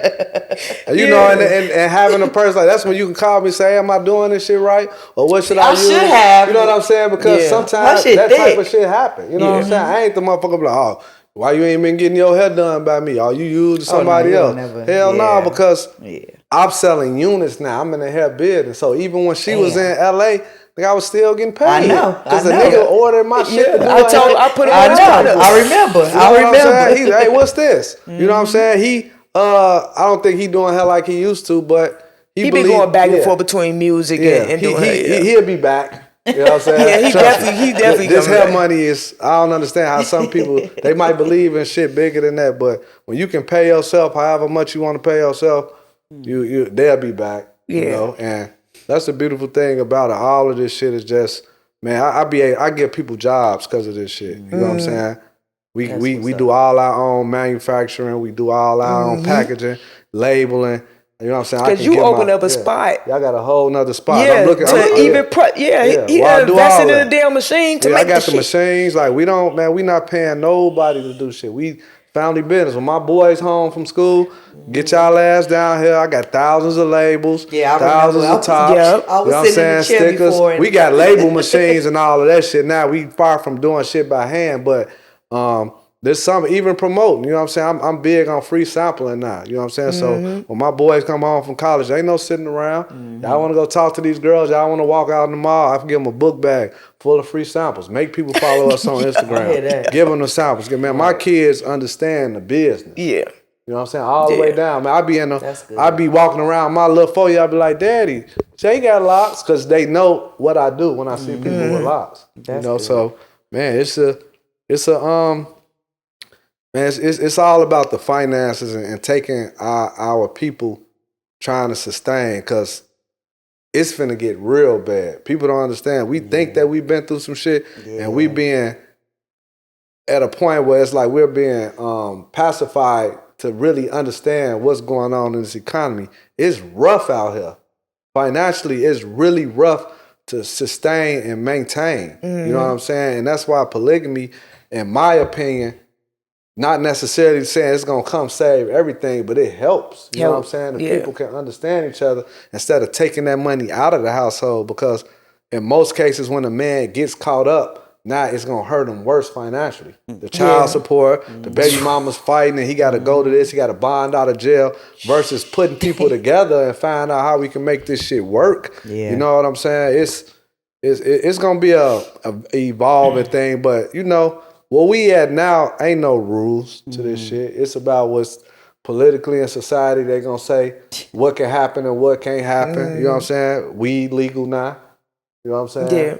Same-sex marriage legal now. You know what I'm saying? For a little bit. You can adopt kids. Like, that's what I'm saying. It's so much shit has changed. It's like we don't control the dynamics of this shit. We fit into a society where the shit is already set up for us. So I'm going against the grain with the fuck I'm doing, because that's why, man, I never let my daughter, I had to go against both of my ladies' whole family with what the fuck I was doing. But when they start seeing the cars and the houses and the vacations, man, y'all, hey, go shut the fuck up. I got this. You know what I'm saying? This is my household. You know what I'm saying? We good over here. Y'all worried about that, but y'all still got mortgages and shit. Like, and, you know what I'm saying? Because y'all don't understand the business behind this shit. And so I fast forward where I'm at right now, at least 3 generations. Because where I'm at now, I ain't worried about my grandkids ever worrying about paying rent or somebody's mortgage, because we've invested into the real estate. All my kids already got houses paid for. I know that. You get what I'm saying? So now their job and my job is to help them bring in more real estate for the grandkids. You know what I'm saying? And we maintain that shit. And we tie all of this shit up together so we can't lose it. Like, all my houses get all my kids' name. So by me having 5 kids, one can't just sell it. So, question. You know what I'm saying? Like, all this whole dynamic, this is just from you, nobody else, like... Oh, no. Well, it's me learning from my family. Man, I got into real estate because of my grandma, my grandparents. My grandma them gave me a job when I was in 4th grade. That's when I first started working. That's when I fell in love with money, because I was to beg a lot. And my granddaddy said, man, all you do is fucking beg. You know what I'm saying? Like, nigga, you finna have to work. So... man, I was 4 years old. He put a paintbrush in my hand. Nigga, paint as high as you can paint. Nigga, here goes some nails. Take the hammer and nail this shit. And I learned, like, damn, if I do this shit, you gonna give me money? Nigga, come Friday, granddad, where we going? I gotta work. You know what I'm saying? I, as a kid, I thought I had a job, to the point I was in 4th grade. I went to school. I had like $40 in my pocket. And they was like, principal comes to me, it's a little boy here in the lunchroom buying all the kids snacks and shit. You know what I'm saying? So they take my money, call my mama and shit. Your money? Yeah, they like, what fourth grader walking around with $40 in his pocket? You know what I'm saying? Are you 10? Yeah. 9, 10? I'm a shot. I got a little knot too. It's all single, so you know that bitch was fat. You know what I'm saying? They take my shit. I'm calling your parents. So I'm sitting in the office. My grandma come up there. So the lady like, yeah, well, we had to call you up here because your grandson, he obviously took this money from somewhere. And I'm, grandma, she shut the fuck up. I'm like, okay, you say shit. You know how grandmas was. You forget your ass beat anywhere. I said, but grandma, that's my money. I ain't took no money. She was like, she said, what money did you have? I said, the $40 y'all gave me Saturday for, you know what I'm saying, doing the work. She was like, oh, so man, what's the problem? Well, he was buying other kids stuff and he's running around here telling people it's his money, he got a job. My grandma was like, it is his money. And she like, well, why is he saying he got a job? My grandma said, he do got a job. He works for me and my husband. Me and my husband are entrepreneurs. We have a lot of real estate. And we take him and we let him earn money. So he don't have to rob and steal. That's the black man. That was my grandfather thinking about his grandson. Early. You got what I'm saying? I fell in love with money at 4 years old because of my granddad. Gotcha. And I went from there. And so the teacher was like, well, just tell him not to bring that much money to school. She couldn't say shit. Right. They just thought I was another nigga had stole some shit and it was another. So from that point on, the more I worked, the more I got paid. And you learned from that too. Them assuming oh, yeah, they how you always got assume. Everybody think I sell drugs. Lessons in one. I've been getting people thought I sold drugs for the longest. Like, no, I don't exchange my time for an hourly wage no more. I put myself in position and I put my ladies and my kids in position and everybody got a role. And based off what we do financially, it benefits everybody. Like one of my ladies, she works in a hospital, and it's important that she works because we need that health insurance. You get what I'm saying? So she gotta maintain a job. So she gotta have the best car. She gotta be the most comfortable. She gotta have the best of everything because she's maintaining the health insurance. Yep. That's so like that the job most that she on, she gotta be relaxed. Can't be no hollering kids when she come home. She gotta have shit the way she want it. Like that's what my job is because I understand how important health insurance is. So I have to make this woman as comfortable as it is because she's the one going out here dealing with these motherfuckers at a job for our health insurance. You get what I'm saying? So I got to keep her extra comfy. You get what I'm saying? So it's just, man, a lot of this shit just all boils down to what you want and how you want it and how you willing to go about it. Yeah. And you know, it goes all the way back to me being a kid. I was in love with money. I had life challenges. I started liking girls. I liked a lot of girls to the point where I just couldn't choose. And as I got older, I started making mistakes, but I always had men in my family. I had uncles and fathers and grandfathers and shit that didn't allow me, even when I did shit a certain way, they pulled me back. They being in the streets, my uncles and them, they was in the streets, so that shit wasn't allowed. Nigga, ain't no selling drugs. Nigga, I would get like, that shit, it was unacceptable. They didn't want that for the next generation to come. They had to do that shit to survive. So they didn't want us doing it. So that shit was heavy, that path wasn't for me. You get what I'm saying? And I just started learning what they didn't learn. Like my grandfather and all the way down to my mother and them, they sustained, but we never could get to the next level. And it's because we didn't own our shit. We didn't own nothing. You know what I'm saying? We was living the way that shit was set up for us, and if we would have been doing it, I'd have been the same motherfucker punching the clock. You know what I'm saying? Promising my kids shit that ain't never gonna happen. Okay. What time is it? Because he said... No, I'm good. Okay. It ain't nothing like that. I can get that when I get there. For sure. Shit, we up right now. We doing sure, this. on the real. That's what I thought, because we going to make 2 episodes out of this. Yeah, I'll come back for another one, you know, because a lot of shit... Different topics can lead to different topics. Exactly. You know what I'm saying? Like when it comes to the finances and shit, just systematically how to set shit up structurally, I got blueprints for people. I can tell people how to level their shit up. I done made people walk away from their jobs before. Because I sat them down and showed them the numbers of what they was doing. Like, you killing yourself. This shit not even making sense how you going about it. Just believe in yourself and push yourself a little more and look at your time and look at your money and look at what you're doing, bring the right people in, and you can change shit. So I'm always having conversations with people about how to get from the position where they at, because they stuck in that societal shit where black people can't have shit. You know what I'm saying? And so once we go, you know what I'm saying, to get to that point, That's why I'll be a hood rat forever. You know what I'm saying? There's certain parts of me that I'm from the hood, Inglewood. I was raised. I've seen it all. Yep. So it's certain things. You can put me in the room with the president, and I can run around with Mike and be comfortable. You get what I'm saying? Because I adjust, and that's why he with me, because I still relate to that nigga. You know what I'm saying? I adjust to all aspects of life, all the way up, all the way down. So I can make those adjustments what need to be adjusted to where it benefit me. You get what I'm saying? So, for sure. like I said, all of this shit at the end of the day boils back down to the financial aspect of how we gonna make it out here in society. Yeah. From our relationships to having kids, everything we doing. Because one thing we can't ignore is that, I mean, we live in a fucking physical world. Oh yeah, You can't have ignore to- that shit. Bills gotta get paid. Man, I used to live in fairy tale world, fairy tale land. Like, just love me for me.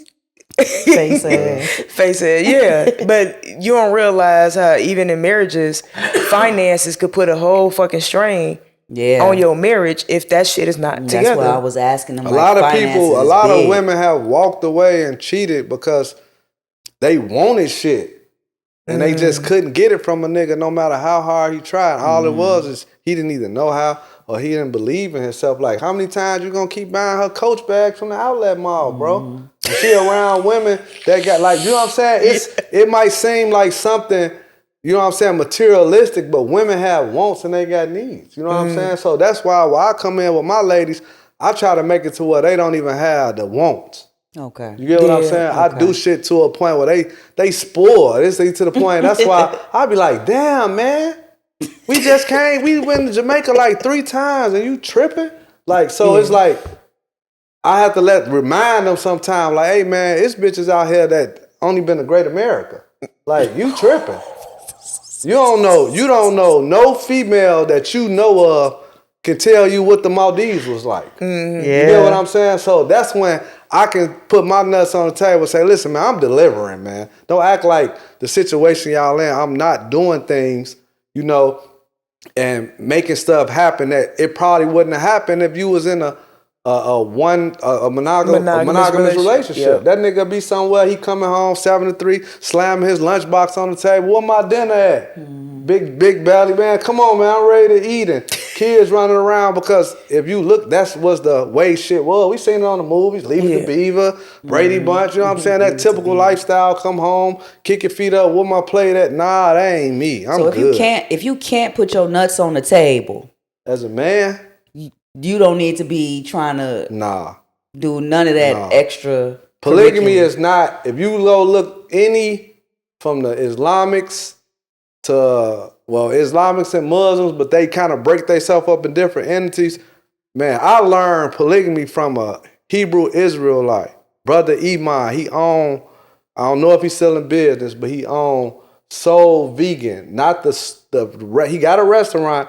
His shit was in Whole Foods everywhere. And I used to be like, every time this nigga come get his haircut, it'd be a different woman. And he used to be like, oh, that's my wife. And that's my other wife. And he was like, he had 3 wives. I'm like, what?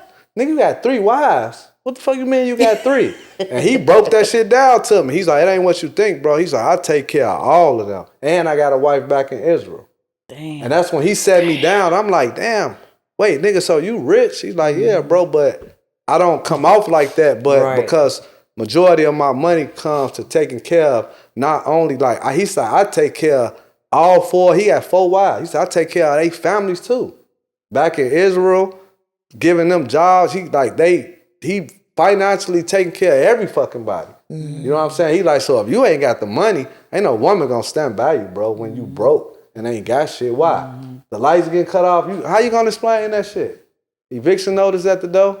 Car finna get, you go outside, you got the bill struck, but they done took it and you can't get it back. How you gonna explain that to a woman? You think she ain't gonna go sniff up, you know what I'm saying? The nigga that she work, my lady work in the hospital, she around surgeons, she around all type of motherfuckers. My son goes to the daycare inside the hospital. And they be like, how is she work here but her kid? Because my lady work in a pharmacy. She's not a pharmacist, but she work in a pharmacy.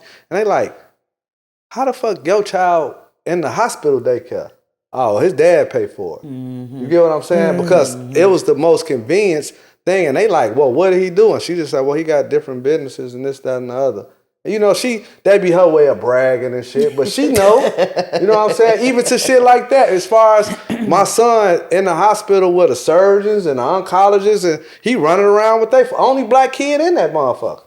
You know what I'm saying? So he coming home with a lot of not black culture behavior that I have to deal with, but it's convenient for her. Like my son doing some shit that, as a black family, the way we grew up with, I just be like, shit, I done moved to the suburbs and he in a daycare, it's all white kids. And, you know, shout out to the white kids and the white families and the daycare, you know, because he gonna learn a lot from not growing up in nigga environment. Yeah. But I have to make sure that he understand the environment. Like, I love the nigga environment. That's where I'm from. Like, he will too. Yeah. He got to understand the difference. He got to know, because if you take them completely out of it and they don't know about it, then they can get food out of their shit. You know what I'm saying? So my kids, they still have to know where they come from. Yeah. So we still have to go and be around where we're at. And I work hard to just maintain a lifestyle for them to have options. You get what I'm saying? Yeah. Like my son,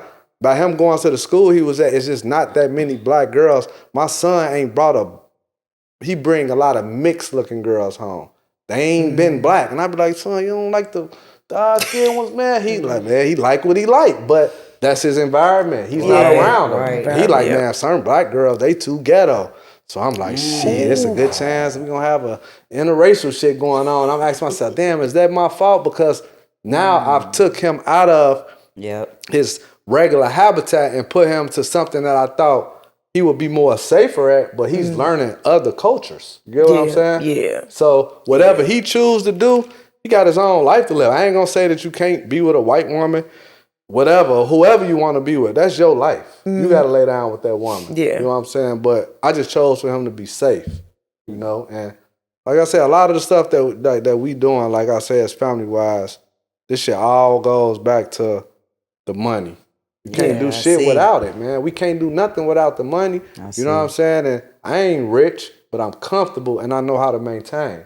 Yeah. And I keep my head above the water because of the financial things. Like, to me, rich, like $1 million ain't shit. Yeah. That ain't no money. Yeah. When you in situations like, I can tell you how to spend $1 million in like 60 seconds. You know what I'm saying? When you really out here doing shit. So $1 million, that ain't no money. So I can't even, like, if a person says, I'm a millionaire because they got a couple million, that ain't shit. You got to have at least like 20 million to consider yourself rich. Because with taxes, eat up 20 million like it ain't shit. That's why you see most athletes and most rappers and shit, they getting $5 million deals and that nigga make the same I make doing hair. Right. He just don't know it yet until 5 years from now when that deal over and he looked at all the money he spent buying Rolls Royces and shit because the way his shit came in, but you have a career that only lasts this long. Yeah. You get what I'm saying? Yeah. So it's like once you start looking at the length of the career time versus money and you balance that shit out, ain't no different than a drug dealer. They make a lot of money real fast, but you might spend 10, 20 years in jail. So it's all about how you balance the money and the monetary aspect of it. And once we learn how to start dealing with each other in a monetary fashion, as far as how we handle our women, I don't even want to fuck with no woman I can't take care of. I don't want to fuck on no chick. What does that mean? Right, what do you mean by that? Like if I'm fucking on somebody, I got to be able to do for you. You get what I'm saying? I want to pay your car note. I want to make sure your rent straight. I want to make sure if you got a kid that don't belong to me, they got what they need because the daddy might not be. Like, if I can't take care of you, I don't want nobody just fucking on me because you have no standards on what you're doing with your pussy. Like, you're not holding no man accountable. So I don't want no free pussy. You know what I'm saying? I want a woman that come through the door like, nigga, if you gonna fuck with me, you got to get me out of this shit. I need to get from motherfucking, no offense, projects to, nigga, at least get me in goddamn, you know what I'm saying, somewhere where it ain't the projects, you get what I'm saying? And get me in the house, bro. I'm tired of being on Section 8. I'm tired of living month to month. I don't think I've ever heard a man say that. No, I don't want that because you gotta look at who, a woman that's in that situation. Now I'm looking at who she giving that pussy to. You see what I'm saying? Okay. So if I see a nigga, you driving a girl's car, I don't want to fuck her. I don't get that. Like, why do I want to fuck with her for? Like, nigga, he ain't got his car. He on some Jody off baby boy shit. He driving a chick car. You know what I'm saying? I heard, man, I'm not lying to her. A chick just told me, I said, man, we was just discussing. She said the only steakhouse she ever been to is Madison. I can't fuck with her. Because I know how what Madison? She said she only been we to went Madison. there in high school. I'm telling her like steak 48, like all right, you know what I'm saying? Yeah. So once I look at the type of nigga that she dealing with, if I was gonna fuck with her, I gotta pull her completely out of that lifestyle. You get what I'm saying? Because where she's at, that don't benefit me. And I'm not just saying things where I judge stuff off stuff financially. I judge off what I want to do with my dick. And I don't put my dick in the trash can. You know what I'm saying? I'm good on that. I am done. So I pay attention to women, and when I'm out and I look at the way women talk and with the shit that they saying, I look at their shoes, I look at their car, I look at where they live at, I look at their watches. I pay attention to how they take care and how they maintain themselves. Because if you want a bottom of the barrel female, oh, they out here. But now you gotta, you know what I'm saying? Play with your dick with the type of niggas that she's dealing with. Yeah. You get what I'm saying? Niggas popping drugs and all kind of shit, and I'm straight, man. Yeah. I don't put my dick in the trash. Be a statistic. I don't put my shit in the trash can. I look for a certain type of female that at this point in my life, I ain't like a dog with the pink thing out. I kind of really care about what I do and who I deal with. So if I choose to decide to be with a woman, I'm a provider. I go into that shit knowing I'm finna take care of the female. Wow. I go into that shit knowing I gotta buy you a house. I gotta make sure you got a nice ass car. We going on vacations. I'm gonna be buying you materialistic shit. I go through the door knowing that I'm gonna do shit for her financially. You know what I'm saying? And with that being said, I ain't trying to do that shit no more than the two that I got. Right. Yeah. Cause they steady, they want this, they want that, they need this, they need that. So you know what I'm saying? By the time I get $100 shit, I'm getting $1 off that motherfucker by the time it came back to me. So I started looking at the financial aspect of it right now. Shit, I can't handle a third one. You know what I'm saying? But eventually, would you want a third one? It'll have to make sense financially. Okay. You know what I'm saying? And I'm gonna be honest. And when I'm saying this, if I was to take on a third one at this point, I would want somebody that's sharp already. I have to meet her and be impressed. Like, damn, this lady, she woo woo. And then I would probably want to bring her into my life and deal with her, not even on the intimate aspect. I would want her in my life to have full access to her, and she can be doing what she want to do with that pussy. Cause that ain't what I'm in it for at that point. I'm trying to see how you already help oil the machine that we got running already. Yeah. So you know what I'm saying? Now I would be open to, if I brought a woman in, I would want to bring her and her nigga in. Or bring her in knowing that she's dating other men. Because that's not what I'm dealing with her for. I'm in it for the money at this point. So when I sit down with a woman, she can be beautiful. I'm not even looking at how she look no more. I'm looking at what she has to offer me and what I got going on. I want to use her the same way she gonna use me. So whatever I got going on, I'm gonna be able to help her out, and she's gonna be able to help me out. And then it's gonna benefit all the way down. So I'm really open to being in a partnership with a woman and not even be intimate with her. We can hang, we can vacation, you can go bring a side dude, but hey, you can do that shit with us. That's what I'm saying. At the end of the day, like, these my work wives. You know what I'm saying? Hey, nigga, we in a relationship together. And like me, once I get into a situation with somebody and I give myself to you, and it don't have to, I know now because I'm mature, I can give myself to you and it don't have to be intimate. Yeah. If a motherfucker fucking with you, they fucking with me. If you need some shit and you like that, I gotta do what I gotta do to pull you up out of that shit. So now I'm understanding the man and the woman thing and taking away the sex part. Yeah. I understand where we at and how we gonna advance, because that's why I don't say relationships, I say partnerships. Yeah. I look at the shit and when I believe in some shit, I believe in some shit so much because I see that there's no room for the shit to fail. That's when I went into Lock Nation. I said, man, there's no way this shit gonna fail. You wanna know why? Because one, I'm coming behind this shit, and on top of me coming behind this shit, ain't nothing else out here like it. Yeah. That's like, even when I told y'all what y'all doing with this shit, I said, man, ain't nothing else like this. I got ideas on what y'all can do with this shit myself. You get what I'm saying? Like, man, we need to go get this motherfucker, get them in this room. We need to go get this motherfucker, get them in the room. Because when I start pushing on people a certain way, dealing with people in a way we talking, I'm not the type of person where a person can say they totally against polygamy, and then they gonna sit on this couch and they not gonna walk out of this motherfucker and be like, damn, polygamy might not be that bad. Yeah. Go find that motherfucker that's totally against it and bring that pro-black woman that's bring her ass on this couch. She gonna be talking about, man, you know what, Claude, I kind of like you. You know what I'm saying? Because I'm gonna caress her. Intimacy is the last way I'm caressing her. You know what I'm saying? I ain't got enough dick to be out here doing all that. So I gotta win her over differently. So when we start making people understand shit in a different mind state, man, like I just hooked up with a consultant that's been helping me grow my business. And when we sat down, we had a meeting. I read the 48 Laws of Power. A lot of people don't like it, to each his own. I take out of it what I can take out of it. One of them is be royal in your own fashion. So any meeting you go into, you never get a second chance to make an opportunity. So when I go to meetings and shit, I go on that motherfucker to do what I came to do. So when I sat down with the lady, they told me like she's really only willing to work with a couple people. So you really got to come in this motherfucker. So I came in that motherfucker, cologne, woo, made sure the line was crispy. I said, man, I'm finna fuck her.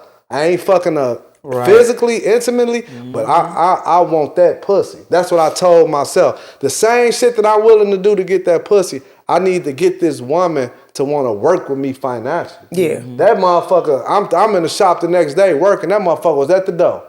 She came in like, I couldn't even leave. I had to miss my flight and reschedule. I just had to come see you. I just had to come be around you in the light of day. That's like, I got her. That's my woman. I'm just not fucking her. Yeah. And I'm okay with her doing what she doing. But if I call her, I'll call her right now. 1 a.m, 2 a.m. She gonna say, hey, Claude, how you doing? What, you need me? Is there anything I can do? She's at my full whatever I need. And my ladies them know her, they understand her. They can pick up the phone and fuck with her. But I got her where I need her to be. Yeah. And guess what? She get a check every week. Okay. You know what I'm saying? Okay. And she gonna keep getting one because why? I got full access to her whenever I want, and she's good at what she does. Got you. You know what I'm saying? So I got other women that I'm in partnerships with. I'm just not intimate. Yeah. And she's one of them. That's really why we're glad you're here too, because most people think that polygamy is just about the sexual part. Because we damn near So- sexualize every fucking thing. Yeah. Oh, yeah. First thing we go into is, okay, if you think of a man and how we've been conditioned to view a man, y'all can't control y'all goddamn penises. Y'all want multiple women. Y'all love power. Even when it comes to you financially want to take care of them. The main takeaway some of these people is going to get is that he just wants power. He just wants to control women. He's selfish. Oh, yeah. That's the only thing they're going to take away because of the conditioning and how we conditioned to see y'all. Yeah, yep. But sitting here listening, if they can't take in what he's actually saying That's and on giving, them. you know how That's many a gems personal you dropped thing. tonight, Yeah. though? When I take a woman away from her father, I want to be able to do everything that he couldn't do or can't no longer do. Like my lady, that I've been with the latest, I was in the room when her grandfather died. Her grandfather was her father. I told him, like, you ain't got to worry about her. Like, I got this. You know what I'm saying? She gonna be fine. Like, and he knew that. You know what I'm saying? He always knew that I would make sure with everything in me to take care of her because I know her and I know what she been through. So like she get away with a lot of shit that don't nobody get away with because she was in the beginning. Like she believed in me before all of this shit. Yeah. You know what I'm saying? And So it's gonna with me. always be different pieces to the puzzle, but it's like shit so all over the place. Women say shit that don't even make sense to me. No more. Like a woman to say, a nigga got a little dick, but you'll be in a lesbian relationship with somebody that has no dick. So why are you really with her? But let's be straight. Y'all can go buy a dick. We can't be straight. Y'all can go buy a dick. But she can be with you and in love with you emotionally and you ain't got even 3 inches down there. So the size of a nigga dick really doesn't matter. Yeah, I hear that. So if I get with a chick and then she want to say, I just got to have a nigga with a big dick, but you just want to get fucked and that pussy hot because that shit not really what matter, because somebody can be in love, they can have a family, and you can do it in a same-sex relationship where a dick don't even come into play. Yeah. Your job is to say, you know what, when this motherfucker get a little itch, I'm going to satisfy it to the best of my ability with what I got or what I can go buy. But a woman can sit up and say, well, I don't want to fuck with this nigga, or I cheated on him because he ain't got the big dick. And when a girl say some shit like that, them the motherfuckers I know, they ain't working with some shit up here all the way. And it'll be the same female that say a nigga ain't got a big dick, but then they turn around dealing with women. Like, bitch, you confused in a motherfucker. Is it about the dick or is it about the way you feel? Yeah. Because now you putting shit into motion that don't even matter. Yeah. So it's like, that's how I look at that shit from that. It's all about comfortability. Whoever you end up with. A man with a man, a woman with a woman. I was just watching the show. I had to ask questions because I know about the gay world, if that's the proper term to be saying, but I didn't because it was, y'all ever seen it's a show called The Good Doctor? It's good. It's a dude with autism. He's a doctor, but he's the I've seen best it. fucking doctor. So on the show, it was a character that came on. It was born, and can I say it? I don't give a shit. We don't give a She shit. was born, good term. They was born a woman, and they did the whole gender change to become a man. But then the motherfucker married a man. So I was lost at that point. So you was born a woman, you became a man Just to become a homosexual. Like, so I didn't really understand that. But at the end of the day, what I did understand is whatever that motherfucker went through, that person on the other side of the room gave them what they wanted and how they wanted to be and what they needed in their life, whether it was a man or a woman. Yeah. This motherfucker didn't know whether they wanted to be a woman or a man, but it found a man in the end of that, and that's where the love and the emotions and everything that it thought, they got married. They wanted to spend the rest of their life together. So when we start putting gender and we start putting intimacy and sex, that shit is just a very small part of the relationship. Yeah. That to me, that's at the very end of the thing. You know what I'm saying? So that's why I don't put money at the top, because money don't solve all of your problems, but I put it to where finances is important to the point where we able to sustain as a human being in the house, buy groceries. You want to eat healthy, you got to have money to eat healthy. You can't eat healthy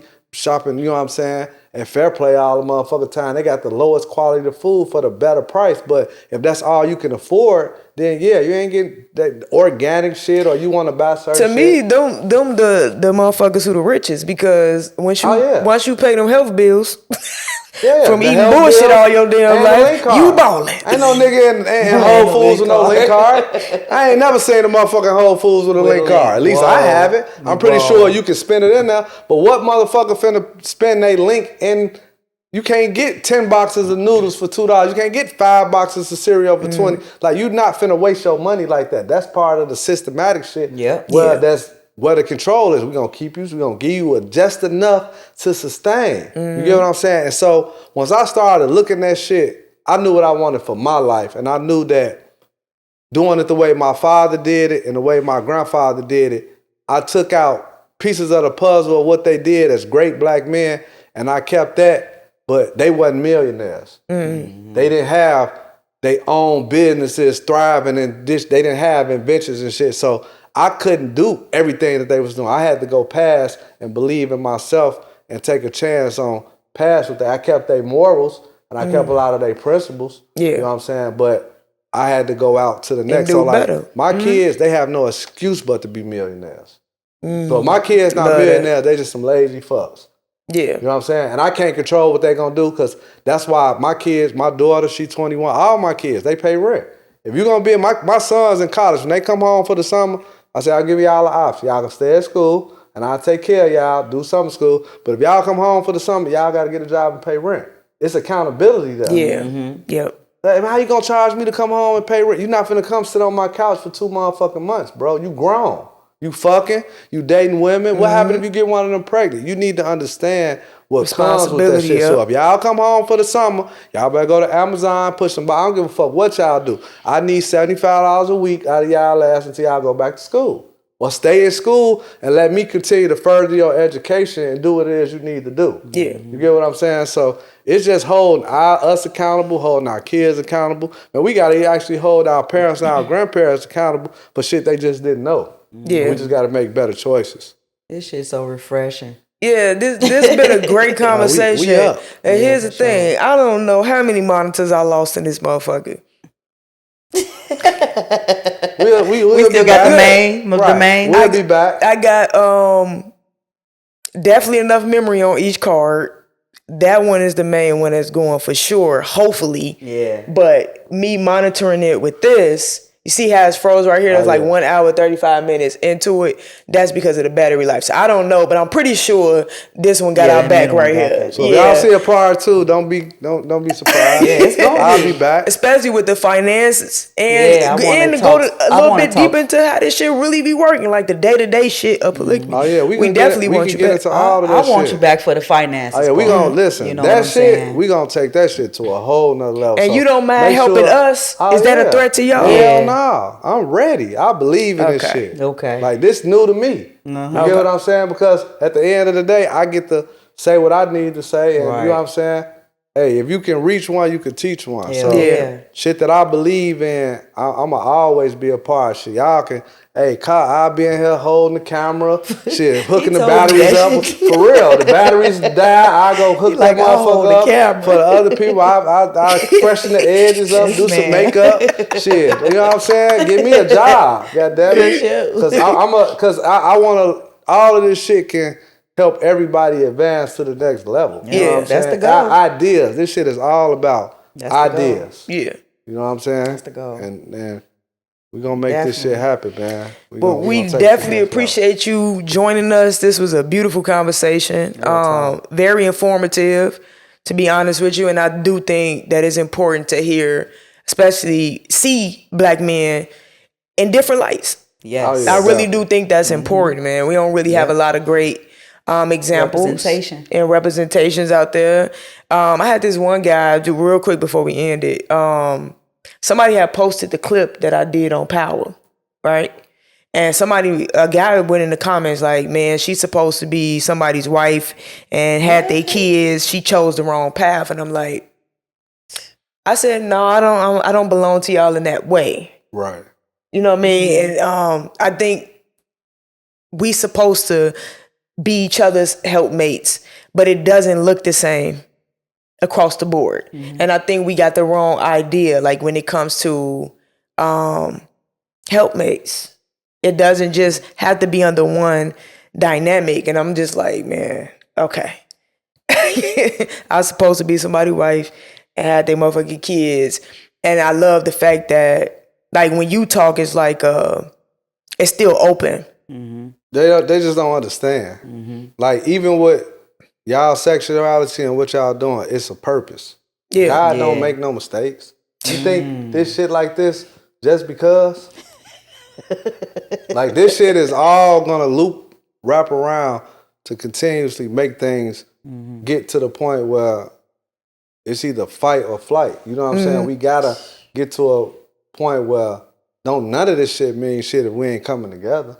You know what I'm saying? And that's what it's all about. Like, and we also got to be honest about the same things that you honest about. It's just not a lot of quality. And I was thinking that the same thing too. I mean, at the same time, like when I read that, like literally men in my time had a better chance with me than men of this time. Oh yeah, you ain't gonna get it now. And they didn't even have a chance in here. Right. So imagine the chance now that they have now. So it's like, I think some men overlook like what's taking place and they lack a deeper understanding. I'm saying, they don't know what the Black woman is now. You know what I'm saying? They don't know what that is. So when you don't know, they think the chick with the biggest ass on Instagram, that a chick done went to the DR Miami and made her body, like they don't know what to look for in a mate no more. Like nobody, like this is all part of the plan. Like you think we controlling this shit? We ain't running shit. We just here. You know what I'm saying? This shit somebody's gonna pay the price. You know what I'm saying? Yeah. So motherfuckers gonna die. Motherfuckers gonna go to jail. Like a lot of people not gonna make it trying to figure this shit out. And look at evolution of time. That's what all of this shit is. We just gotta do what we gotta do while we here and hope that we take that shit and give it to the next to where they can advance. Cause a lot of shit that's going on now, it's supposed to be this way. You know what I'm saying? Yeah. We might not understand it, but it has to be the way that it has. Sometimes shit get worse before it get better. Yeah. So I definitely agree with that. That's just how we living right now. Yeah. Yeah. Well, we Wrap definitely it up. appreciate. Do you have an end question for us? Man, I'm sure a lot of people not gonna agree with a lot of stuff I said. They'll be all right. If it's a young lady out here, beautiful young black lady, come on down and we gonna talk it out. You know what I'm saying? Yeah. You want to back and forth? Yeah, I want Ooh, because it's a okay. lot of things that I can easily say, but when you got a woman that truly stands behind monogamy, she might need to be challenged, and then I might need to be challenged. You get what I'm saying? Iron sharpens Let's iron. do it. So whoever you are, we waiting on you. Okay, for sure. We need to do that. Yeah. Again, we appreciate you joining this club. We definitely gonna have you back on here. Real talk. Products right there. Make sure you guys support. I don't care if you run a shop and you do locks or whatever type of hell you do. You need to have the products in your motherfucking salon. Oh yeah, we got something Period. for everything. Links will be below. Yep. Yep. Like We Nation. appreciate y'all watching. Keep liking, keep commenting. Y'all a part of the family. Goddamn, your name is Bennett and you're in it. If you want to see us elevate, Donations. hey. You ain't got shit to say? Yeah. Welcome to the Shellisphere. Welcome to the Shellisphere. Lend us your ear and take a listen. Whether you in the whip, in the bed, or in the kitchen, ease into our conversation and babble higher dimensions. As we tell you our position and show you that we're no different than you. Cause we all connected. When it comes to life and love, we all been affected. We all need self-correcting no matter how you dress it. So turn your TVs and your volumes up and listen to the Sheller's perspective. Welcome to the Shellisphere. There's a lot of love in here. You vibing in a different atmosphere. Welcome to the Shellisphere, where we live, laugh, and learn, and you delight from the bridges that burn. Welcome to the Shellisphere. There's a lot of love in here. You vibing in a different atmosphere. Welcome to the Shellisphere, where we live, laugh, and learn, and you delight from the bridges that burn. Judge Free Zone.